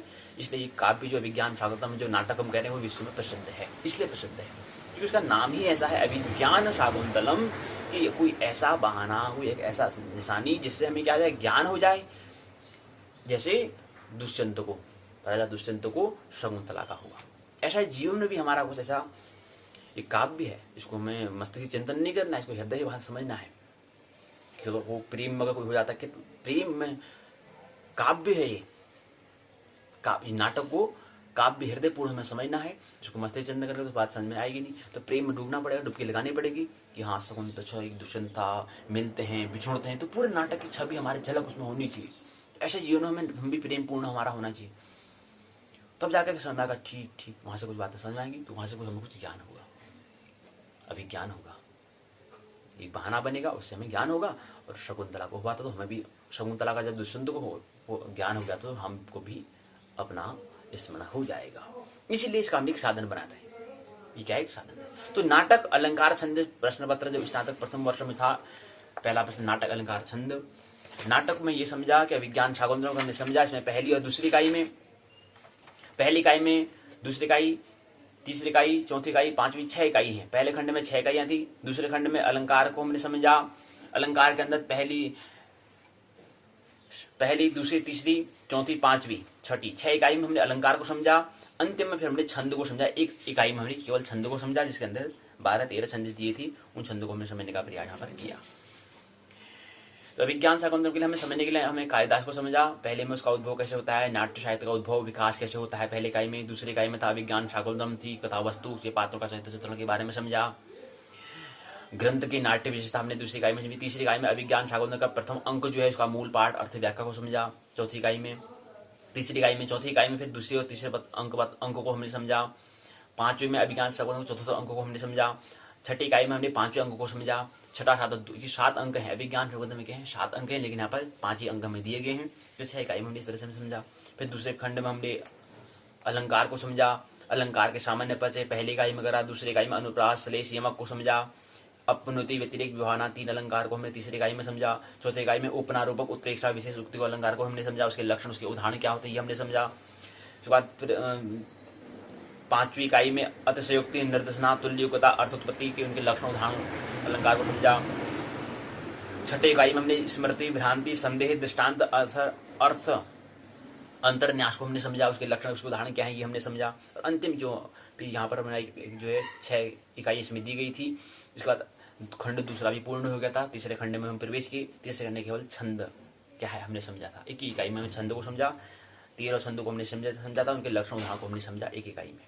इस हिसाब से नाटक अलंकार छंद हमने पहले स्नातक प्रथम वर्ष में हमने देखा, प्रथम वर्ष के प्रथम प्रश्न पत्र में हमने देखा। हालांकि इसमें यहाँ पर विभाजन दूसरे खंड में 3 इकाइयों को रखा है, फिर तीसरी इकाई में फिर 4 इकाइयों को रखा है। लेकिन दृष्टि से अगर नाटक अलंकार छंद हिसाब से जो पाठ्य पुस्तक का शीर्षक उस हिसाब से उसको अलग कर सकते हैं। लेकिन यहाँ पर इन 3 खंड में, दूसरे खंड में 3 इकाई रखी है, तीसरे खंड में 4 इकाई को रखी है, ऐसे विभाजन किया है। तो यहीं पर पहला प्रश्न पत्र ये समझा। दूसरे प्रश्न पत्र में जो हमने देखा स्नातक प्रथम वर्ष का द्वितीय प्रश्न पत्र जो था नीति काव्य व्याकरण अनुवाद, दूसरे पुस्तक का नाम था नीति काव्य व्याकरण अनुवाद। इसमें हमने देखा पहले में नाटक अलंकार छंद, ये 2 प्रश्न पत्र थे स्नातक प्रथम वर्ष में। इसमें हमने नीति काव्य व्याकरण अनुवाद को देखा। इसमें हमने सबसे पहले इसमें भी क्या थे, 4 खंड थे। पहले खंड में नीति शतकम को समझा। नीति शतकम को समझने के लिए हमें भर्तृहरि को समझना बहुत महत्वपूर्ण है। ऐसे महाकवि जिनने तीनों, पहले श्रृंगार के बारे में, सौंदर्य के बारे में, उसके बारे में पहली बात की। उसके बाद फिर उन्होंने वैराग्य के बारे में, उसके बाद फिर नीति के बारे में, प्रकृति के तीनों गुणों के बारे में बता दिया। श्रृंगार के बारे में, सौंदर्य के बारे में, तमस के गुण के बारे में बात कहें, वैराग्य सत्वगुण के बारे में, नीति रजगुण के बारे में बता दिया। तो ऐसे ही भर्तृहरि को हमने समझने का प्रयास, उनके प्रथम खंड में नीति शतकम को समझा। पहले की में नीति साहित्य का परिचय, दूसरे में भर्तृहरि का जीवन परिचय, उनकी साहित्य का योगदान। फिर तीसरे, चौथे, पांचवें इकाई में क्रम से 20 श्लोक, 40 श्लोक और 60 श्लोक तो हमने बात की थी। तो इसमें 5 इकाई तो हमने 60 श्लोक तो यहाँ पर लिए थे। इस बार द्वितीय खंड में लघु सिद्धांत कौमुदी संज्ञा एवं संधि प्रकरण को हमने समझा। पहले में संज्ञा प्रकरण, दूसरे में स्वर प्रकरण, स्वर संधि। संज्ञा प्रकरण के अंदर जो पहली संधि आती है स्वर संधि को समझा। उसके बाद प्रकृति भाव विधायक सूत्र, उदाहरण और व्याख्या को समझा। चौथी इकाई में संधि प्रकरण और उसके अंतर्गत संज्ञा सूत्र की व्याख्या। तीसरे खंड में प्रवेश, अनुवाद, सामान्य नियम, लकार, विभक्ति, कारक और वाच्य को हमने समझा। पहली इकाई सामान्य नियम शब्द रूप, दूसरी इकाई में लकार, विभक्ति, धातु रूप, तीसरे में कारक वाच्य को समझा। चौथे में इकाई लघु गद्यांश का अनुवाद, पंचतंत्र के गद्यांश संस्कृत से हिंदी, हिंदी से संस्कृत अनुवाद हमने समझा। अंतिम खंड हितोपदेश में प्रवेश किया। पहली इकाई नीति कथाओं का विकास और महत्व को समझा। दूसरे में हितोपदेश की कथाओं का आरंभ। तीसरी इकाई में चित्र की हिरण्यक कथा अंतर्गत वृद्ध व्यालस, लुब्ध विप्र कथा, मृग श्रृंगाल कथा। अंतिम चतुर्थ जो इकाई थी उसमें चित्रगिरी हिरण्यक कथा अंतर्गत जरद गौ, विडाल और मूषक परिव्राजक कथा को हमने समझा। इस हिसाब से हमने देखा, ये हमने यहाँ पर 4 खंड के अंदर 17 इकाई को हमने देखा। तो ये हमने स्नातक प्रथम वर्ष में देखा था। स्नातक प्रथम में पहले नाटक, अलंकार, छंद को देखा, दूसरे में नीति, काव्य, व्याकरण, नामक और अनुवाद को ये देखा था। इसी प्रकार आइए अब हम स्नातक द्वितीय वर्ष के जो पहला प्रश्न पत्र है और पहली इकाई जो हमें लेनी थी आज, भारवी के बारे में हमें समझना है, तब जाके हमें किरातार जन्य को समझ में बात आएगी। तो किरातार जन्य को समझने के लिए पहले हमें भारवी को हमें समझना है। तो एक इकाई में आज की पाठशाला में 2 फरवरी को हम यही समझते हैं कि भारवी क्या है, परिचय, समय, महाकाव्य के रूप में किरातार जन्य का मूल्यांकन, इवेल्यूशन हमें करना है। तो बातें यहाँ पर दी गई हैं।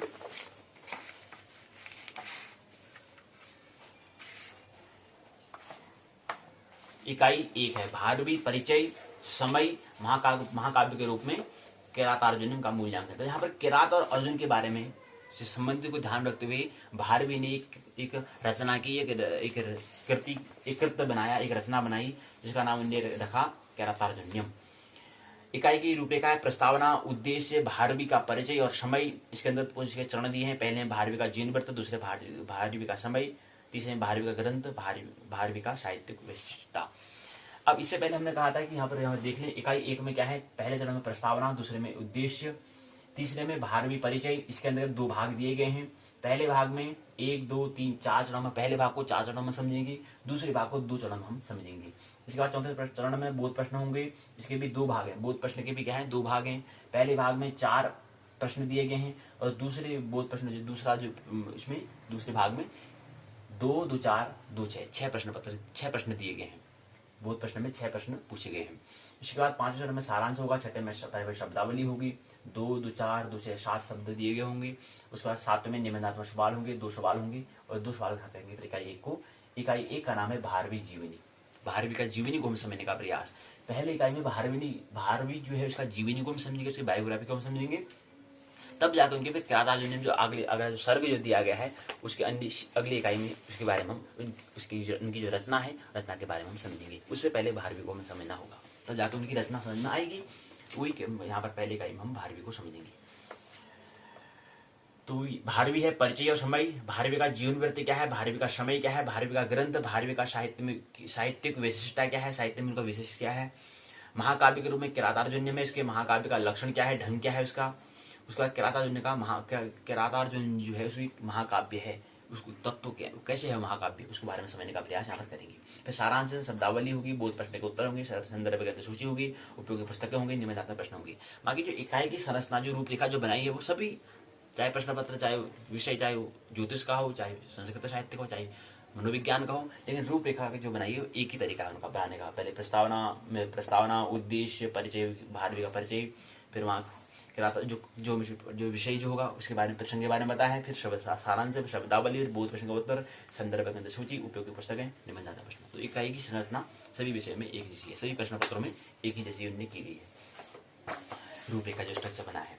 अब प्रस्तावना में आइए समझिए। प्रस्तावना में बता रहे हैं कि कवि कालिदास अपने युग में श्रेष्ठतम साहित्य को जन्म दे चुके हैं। कवि और नाटककार के रूप में उन्होंने साहित्य की रचनाओं का उच्चतम मानदंड उपासित स्थापित उन्होंने किया। इसके बाद ही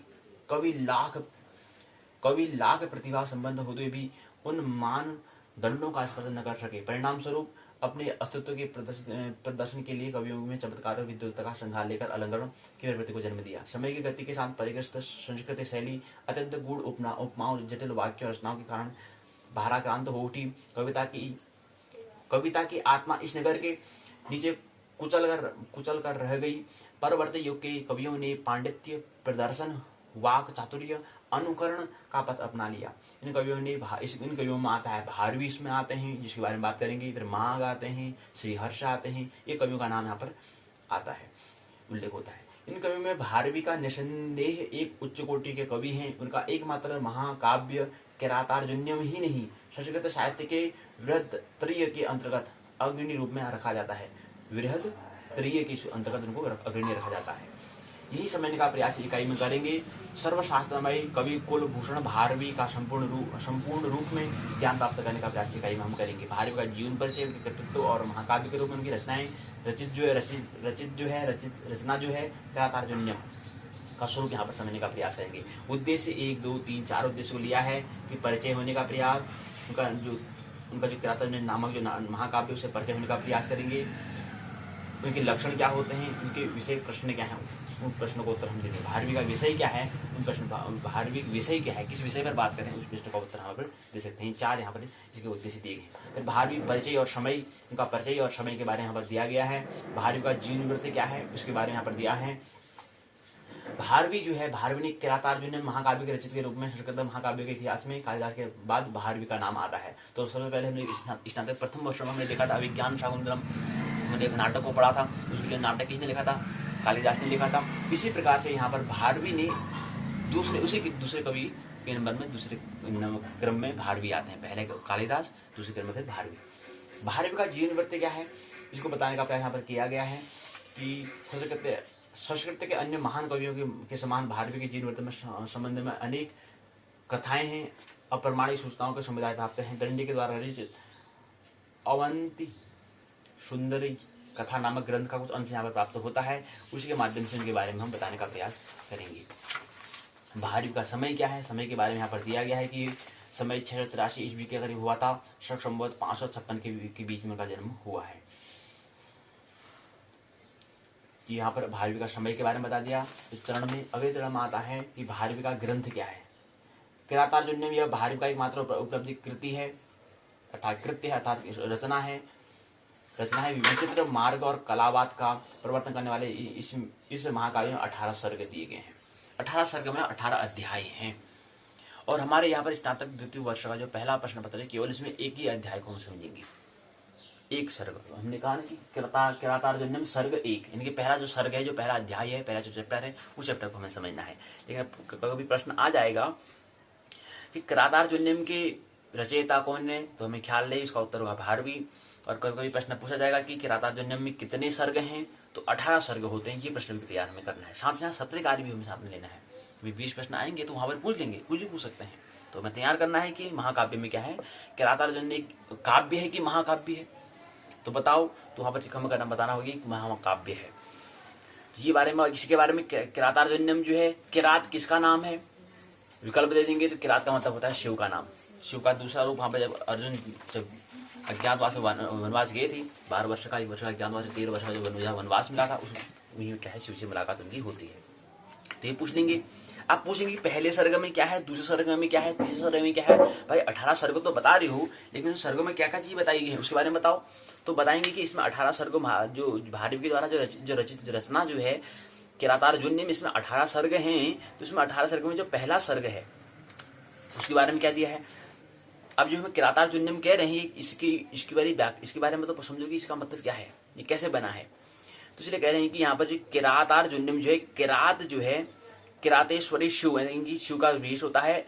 अर्जुनस्य किरातार्जुनो, अर्थात द्वंद्व समास के यहाँ युग से क्या बना है, किरातः च अर्जुनस्य च किरातार्जुनो। तो जो किरातार्जुनो जो हम कह रहे हैं वो किससे बना है, यहाँ पर द्वंद्व समास के योग से बना है। अब समास कहाँ पढ़ेंगे, वो तो व्याकरण पढ़ेंगे। अब यहाँ पर द्वंद्व समास है, ये हमें ख्याल रखना है। तावधिकृत्यम कृत्यम काव्यम किरातार्जुन्यम द्वंद्वाश्च शिक्ष, अर्थात ई प्रत्यय से बनकर बना हुआ है। कई सर्ग मुख्य कथा को छोड़कर कलात्मक वर्ण यहाँ पर वर्णों में लगाए गए हैं। 15वें सर्ग में युद्ध के क्रम में चित्र काव्य की छटा दिखाई देती है। तो इसमें 18 जो बता रहे हैं, तो पहले सर्ग में जो है 18 सर्ग में पहला आता है महाकाव्य सर्ग कथा। इस प्रकार है कि द्वैत वन में वनेचर का आकर युधिष्ठिर को दुर्योधन की प्रजा पालन नीति का वर्णन सुनाना, द्रौपदी का उत्तेजनापूर्ण भाषण, ये सर्ग 1 में दिया गया है। आप पूछेंगे सर्ग 1 में क्या है, तो सर्ग 1 में दिया है। फिर दूसरे सर्ग में पूछा कि युधिष्ठिर और भीम का वार्तालाप करना, भीम द्वारा द्रौपदी का समर्थन करते हुए पराक्रम की मत्ता दिखाना, युधिष्ठिर का प्रतिवाद करना, ये दूसरे सर्ग में दिया गया है। तीसरे सर्ग में जो है वो व्यास द्वारा प्रेषित यक्ष के साथ अर्जुन का प्रस्थान करना, तीसरे सर्ग में, तीसरे चैप्टर में। चौथे चैप्टर में जो है चौथा जो अध्याय है उसमें शरद ऋतु का मनोरम वर्णन होना। केवल इसमें एक सर्ग हमें पहले सर्ग को समझना है। पहले सर्ग में क्या समझेंगे, पहले सर्ग में हम सर्ग द्वैत वन में वनेचर का आकर युधिष्ठिर को दुर्योधन की प्रजापालक नीति का वर्णन सुनाना, द्रौपदी का उत्तेजनापूर्ण भाषण, इस सर्ग 1 में ये हमें समझना है। इस सर्ग 1 में दिया है तो इस सर्ग 1 की हम बात करनी है। अब इसको विस्तार से यहाँ पर समझेंगे काव्य के माध्यम से। इसी प्रकार सर्ग चौथा है, फिर 5वां में दिया गया है, छठा दिया गया है, 7वां दिया है, 8वां, 9वां, 10वां, 11वां, 12वां, 13वां, 14वां, 15वां, 16वां, 17वां और 18वां। 18 सर्ग में ये दिया है। 18 सर्ग अंतिम सर्ग क्या है, अंतिम सर्ग में बाहु युद्ध के बाद शिव को अपने मूल रूप में प्रकट होना, इंद्र आदि का आगमन, अर्जुन को पाशुपतास्त्र प्राप्ति, इंद्र आदि द्वारा अर्जुन को विविध शस्त्रों का प्रदान करना, अर्जुन को युधिष्ठिर के पास आगमन तक ये सर्ग है। तो यहाँ तक ये बातें, यहाँ तक की रचना की गई है भारवी द्वारा। ये भारवी द्वारा रचना ये यहाँ पर की गई है। इसमें 18 सर्ग होते हैं, ये हमें ख्याल रखना चाहिए। 18 अध्याय होते हैं, इसमें केवल एक अध्याय को हमें समझना है। फिर अगला प्रसंग आता है भारवी का साहित्य की क्या विशेषता है, ये साहित्य में क्या योगदान है, साहित्यिक विशिष्टता क्या है, इसके बारे में यहाँ पर दिया गया है। फिर अगले प्रक्रम में आता है, अगले चरण में आता है कि अब जो साहित्य की जो बता रहे हैं भारवी का साहित्य विशेषता, इसके अंदर भी चरण दिए गए हैं। पहला चरण, दूसरा चरण, 18 यहाँ पर सर्ग यहाँ पर दिए गए हैं। ये रहा इकाई में। तो भारवी परिचय में कहा, भारवी का जीवन वृत्त हमने कहा, भारवी का परिचय हमने कहा, भारवी का ग्रंथ हमने कहा। 18 इसमें सर्ग दिए गए हैं और कैसे में कौन सा द्वंद्व समास में है, और इसमें जो हमने प्रत्यय का ये प्रत्यय यहाँ पर जुड़ा हुआ है, इसके योग से बना हुआ है। और 15 जो सर्ग दिए क्रम के सर्ग के बारे में 1, 2, 3, 4, 5, 6, 7, 8, 9, 10, 11, 12, 13, 14, 15, 16, 17, 18 सर्ग के बारे में बताया कि 18 अध्याय में क्या क्या दिया है। हमें तो केवल एक सर्ग पहले अध्याय को समझना है और पहले अध्याय में ये बातें हमें दी गई है यहाँ पर। इसके बाद हमने कहा कि भारवी का साहित्य विशेषता के बारे में दी गई, ये बातें यहाँ से प्रारंभ की गई, यहाँ पर पूर्ण हुई। फिर उनको चरणों में दिया है। पहले चरण में एक सूत्र के माध्यम से समझाने का प्रयास किया है कि विशेषता कैसी है। फिर दूसरे चरण में दूसरे सूत्र से बताने का प्रयास यहाँ पर किया गया है। फिर इसी क्रम में तीसरे सूत्र में बताने का प्रयास किया गया है। तीसरे चरण में चौथे सूत्र से बताने का प्रयास, ये चौथे सूत्र के अंदर भी बताया गया है। तो 4 चरणों में इसको समझाने का प्रयास यहाँ पर किया है कि विशेषता कैसी है। फिर इसी क्रम में सूत्रों के माध्यम से बताया है कौन सा छंद, कौन सा अलंकार, जो मैंने प्रथम वर्ष में मुझे पढ़ा था नाटक अलंकार, छंद के बारे में, छंद के बारे में यहाँ पर बताया गया है। फिर यहाँ पर बोध प्रश्न पूछे गए हैं। इसी क्रम में यहाँ पर बोध प्रश्न आता है, ये हमने समझा। इसमें ये विशेषता यहाँ पर दी गई है। चौथा हो गया, तीसरा चौथा है, फिर ये विशेषता हमें दी गई है। भारवी का ग्रंथ हो गया। इसके बाद अगर आ गया भारत विशेषता के बारे में, एक प्रश्न जो दिया, 1, 2, 3, 4 प्रश्न यहाँ पर दिया है। फिर यहाँ पर बोध प्रश्न पहला भाग, बोध प्रश्न का जो पहला भाग है इसमें 4 प्रश्न। भारवी का समय मुख्यतः प्रमाणों के आधार पर बताइए। दूसरा है अवंती सुंदरी कथा में रचना का है, रिक्त स्थान की पूर्ति करना है। भारवी का समय है, रिक्त स्थान के बीच माना जाता है। किरातार्जुन्यम, रिक्त स्थान विभक्त है। सही गलत बताना है कि सही है गलत बताओ। दंडी भारवी के पुत्र थे। दूसरा है भारवी एक भारवी एक नाम भारवी का एक नाम दामोदर था, सही है गलत बताओ। तो इस तरह से छोटे प्रश्न भी इस तरह सही गलत वाले भी हो सकते हैं, किसान वाले भी हो सकते हैं, 4 विकल्प तरह भी दिए होंगे, ऐसी तरह से भी। तो 3 भाग प्रश्न के हो सकते हैं, 3 तरह से पूछे जा सकते हैं।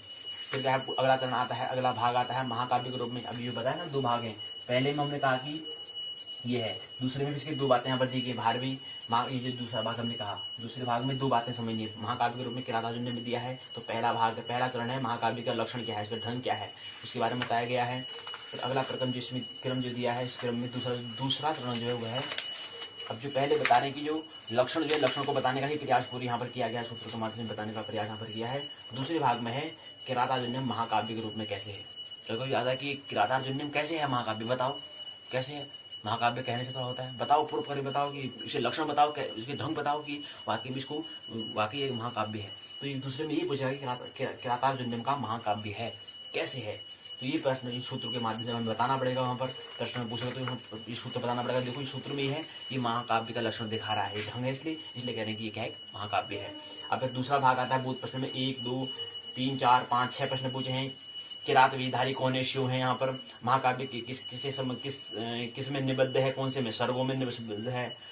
दूसरा रिक्त स्थान की पूर्ति करनी है, अंगानी रिक्त स्थान है, सर्वे नाटक संदेह। फिर दूसरा है एक वृत्तमय है, रिक्त स्थान अन्य वृत्तय कही है। फिर दूसरा आता है सही गलत निशान बताओ, अर्जुन धीरोदात्त कोटि के नायक है, सही है गलत बताओ। दूसरा किरातार्जुन्यम विभित्रिय की कोटि में आता है, सही है गलत बताओ, सही है गलत टिक का चिन्ह बनाना, निशान बनाना है। तो इस आदेश में पहला दूसरा तीसरा चौथा पांचवा छठा 6 प्रश्न यहाँ पर दिए गए हैं। फिर सारांश बातें पूरी निशुल्क यहाँ पर पूरी बात बताई गई है।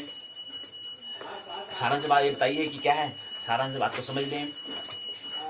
कालिदास द्वारा रचित रघुवंश महाकाव्य की रचना के उपरांत किसी कवि में यह भाव शायद उत्पन्न भी नहीं हो रहा है कि काव्य सृजन करें, परंतु मध्यकाल में पुनः महाकवि भारवी ने जिस रूप में किरातार्जुनीय की रचना की वह अप्रतिम है, जिसमें पांडित्य प्रदर्शन और कृत्रिम अलंकार सन्निवेश प्रदान हो गया है। प्रतिमा समस्त काव्य की स्वाभाविक गौण हो गई है। उसके द्वारा इस पांडित्यपूर्ण शैली का परिवर्तन किया गया है, जिसकी छटा कहीं न कहीं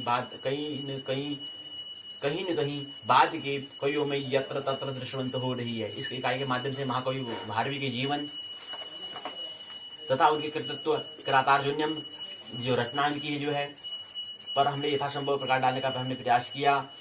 कवि और कवि कीर्ति का पूर्ण अध्ययन बड़ी ही सूक्ष्मतापूर्वक हमने करने का प्रयास और समझाने का प्रयास यहाँ पर आपको देने का साझा करने का प्रयास हमने यहाँ पर किया। शब्दावली यहाँ पर दिया है, भारा क्रांता, भार से आक्रांत, उच्च वंशोत्पत्ति, उच्च वंश में उत्पन्न होना, अनात्मा आलधि, अनात्म सलाधि, आत्म सलाघा में से परे होना, आदि मध्य वसान, पूर्व मध्य और अंत, अल्प समानता, समास का कम प्रयोग, वैदूष्य मतलब विद्युता, वैविध्य मतलब होता है विविधता। तो वैदूष्य का मतलब होता है विद्युतता और वैधित्य मतलब विविधता। बहुत प्रश्न जो पूछे उसको उत्तर यहाँ पर दिए है, संदर्भ ग्रंथ सूची यहाँ पर दी है, इस ग्रंथ से उसको अच्छा तैयार कर सकते हैं। उपयोगी पाठ्य सामग्री यहाँ पर दी गई है। उसके बाद निबंधात्मक प्रश्न पूछे हैं। पहला प्रश्न है, प्रश्न भी 2 तरह से होंगे, लघु और दीर्घ, इनके 7 अंक के और 15 अंक के। भारवी महाकवि का काल निर्धारण करते हुए उनके जीवन में प्रकाश डालिए। पहला प्रश्न बड़ा वाला। दूसरा है, सिद्ध कीजिए कि किरातार्जुनीय में महाकाव्य है ना, सिद्ध करना पड़ेगा, यहाँ पर भी गणित करना पड़ेगा, सिद्ध करो कि महाकाव्य है। बड़ा प्रश्न पूछा, उसके लिए फिर सूत्र बताने पड़ेंगे अलग तरह। अब छोटा प्रश्न हुआ कि महाकवि भारवी का उनकी ग्रंथि, उनकी रचना, उनके जीवन बारे में प्रकाश डाले, तो छोटा प्रश्न बन जाएगा। बड़ा प्रश्न बन सकता है कि उनकी महाकाव्य के रूप में किरातार्जुनीय के लक्षण को बताइए, छोटा प्रश्न ऐसे बन सकता है। तो ये हमें देखना है। अब कभी प्रश्न आता है कि इनका जन्म कब हुआ, भारवी का समय काल क्या है। तो इनका समय 634 ईस्वी में हुआ था। 634 और 2021 में इतना घटाते तो इतना पहले इनका जन्म हुआ था, आज से इतने वर्ष पहले। 634 है, 634 में 2021 को ग्रहण करते हैं, ठीक आ जाएगा। तो करीब 1200-1300-1400 वर्ष पहले हुए जन्म उनका हुआ है। अब आता है कि भारवी के अंदर में कितने सर्ग, 18 सर्ग हैं बताओ। तो इस तरह से प्रश्न यहाँ पर पूछे जाते हैं। तो यहीं पर है पाठशाला के भाग 2 को विराम देते हैं।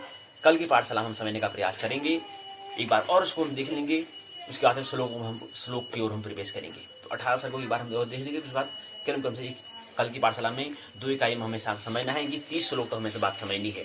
30 श्लोक तो हमें जाना है। पहले इकाई दूसरे में 1 से 15 होगा, तीसरी इकाई में दूसरी इकाई में जो है किरातार्जुनीयम का जो श्लोक संख्या 1 से 15 तक, तीसरी जो इकाई है उसमें श्लोक संख्या 16 से 30 तक। देखिए कल की इकाई में हमें 30 श्लोक तक पहुंच जाना है। 30 श्लोक में क्या दी है, संक्षिप्त बातें हमें समझ लीजिए, सराहना की विस्तार से नहीं संक्षिप्त में देखेंगे। आइए पाठशाला के भाग 1 में प्रवेश करें। पाठशाला के भाग 2 को यहीं में विराम देते हैं। पाठशाला के भाग 2 में समझने का प्रयास कर रहे थे। दूसरी हम बात कर रहे हैं, दूसरे प्रसंग की हम बात कर रहे थे, यानी कि दूसरा काल का। हमने कहा कि काल 2 होते हैं, संघारक, अखंड, सखंड, मतलब कलनात्मक, गणनात्मक। उसके अंदर हम पहले अमुहूर्त को चर्चा कर चुके हैं, अर्थात जो हमारा माइक्रो समय है, जो हमारा सूक्ष्म समय है, उसको हम समझ चुके हैं। स्थूल समय को समझने का प्रयास आज की पाठशाला में ये करें। इसमें दिया है प्राणात मुहूर्त काल को हम यहाँ पर लेंगे। कल संख्यानी धातु से घ प्रत्यय काल शब्द की उत्पत्ति होती है। काल का मतलब होता है समय। हमने काल का मतलब होता है समय, समय का मतलब होता है परिवर्तन। तो हमने स्थूल समय को हमने समझ लिया है, सूक्ष्म समय को हमने समझ चुके हैं। स्थूल समय को समझने का प्रयास, मैक्रो टाइम को समझने का प्रयास आइए करें। तो हमने कल कहा प्राण के बारे में, इस पहली इकाई में क्या है, प्राण के बारे में दिया गया है। प्राण जो हमने कहा, प्राण जो श्वास और आने वाली जाने वाली श्वास के योग को हम प्राण कहते हैं। अगर आ रही है श्वास, ज्वारी श्वास, तो इसका मतलब शरीर में क्या है, प्राण है। अर्थात आने वाली श्वास में और जाने वाली श्वास में उसको भी टाइम लगता है, समय लगता है। कितना समय लगता है, 2-2 सेकंड का वक्त लगता है। तो एक श्वास को, एक प्राण में 4 सेकंड का वक्त होता है। अब यहाँ पर दृष्टि बताइए कि एक प्राण में क्या है, 10 विपल होते हैं। एक प्राण में 10 विपल होते हैं, जो अभी आधुनिक समय के हिसाब से, उसमें समय सेकंड, उसमें हमारे पास साधन नहीं थे, यंत्र उतने हमारे पास नहीं थे, उसमें विज्ञान का शब्द उस समय नहीं था, तो उसमें हम सेकंड की बात नहीं कर सकते। लेकिन अभी के हिसाब से कहें कि उस समय क्या करते, हम प्राण को हम, यानी कि एक अशु को हम 10 विपल के बराबर हम कहते थे। यानी कि एक प्राण जो है वो 10 विपल के बराबर होता है। कहने का मतलब है 10 विपल जो है, या कहो एक प्राण जो है वो 4 सेकंड के बराबर होता है। एक प्राण कहो, 10 विपल कहो, वो उनका मान कितना है, 4 सेकंड के बराबर है। घड़ी के 4 टिक टिक, एक टिक टिक टिक टिक टिक, 4 बार टिक टिक कर आवाज करने की, वो 4 सेकंड हो जाएगा। एक पल जो होता है 6 प्राण के बराबर, 60 विपल के बराबर होता है। 24, और उसका मान जो है अभी हमारा जो, ये तो भारतीय अर्थात मुहूर्त काल जो कह रहे हैं वो पाश्चात्य के हिसाब से, भारतीय काल के हिसाब से बात कर रहे हैं, प्राचीन की दृष्टि और पाश्चात्य की दृष्टि से इसको अभी हम आधुनिक दृष्टि में हम एक प्राण 10 विपल, एक प्राण को या 10 पल को 4 सेकंड के बराबर होगा। एक पल अर्थात 60 विपल जो होता है, अर्थात 6 प्राण भी उसको हम कह सकते हैं, वो मान कितना होता है, 24 सेकंड के बराबर होता है। ये हमें समझना है। उसके बाद 2.5 पल, 2.5 पल जो होता है वो 1 मिनट के बराबर होता है। एक विपल जो है, या 10 प्राण का, एक 10 प्राण के 10वें हिस्से को हम एक विपल कहते हैं, वो होता है तुम्हारा 2/5, यानी 2 सेकंड के 5वें हिस्से को, 2 सेकंड के 5वें हिस्से को कहते हैं 1/5, प्राण का 10वां हिस्सा, यानी कि ये तुम्हारा सेकंड दिया है, यानी कि सेकंड का 2/5 यहाँ पर दिया है। विपल जो होता है वो सेकंड का भी क्या होता है, हिस्सा होता है। फिर एक नाड़ी आती है, 60 पल एक दंड होता है, 24 मिनट के बराबर होता है। एक अहोरात्र होता है, 60 दंड 24 घंटे के बराबर होता है। फिर 2.5 एक मास 30 अहोरात्र के बराबर एक मंथ होता है। फिर एक ऐसे वर्ष होता है, 12 मास का एक ईयर होता है। ये हमें समझना है। तो 2 बातें होती है, स्थूल काल और सूक्ष्म काल को समझते हैं। स्थूल काल को हम कहते हैं मैक्रो, सूक्ष्म कहते हैं माइक्रो टाइम। तो कल की पाठशाला में इसको और ले लेंगे, अभी समय कम है। पाठशाला के भाग 2 में समय ज़्यादा चल गया। मानना नहीं जानना, आनंद महोत्सव पर जीवन जीना है। मेरी बातों को इतनी प्रिय शांत सुना, बहुत बहुत अनुग्रह हूं। अंत में सबके भीतर बैठे परमात्मा को प्रणाम करता हूँ, मेरा प्रणाम स्वीकार करें।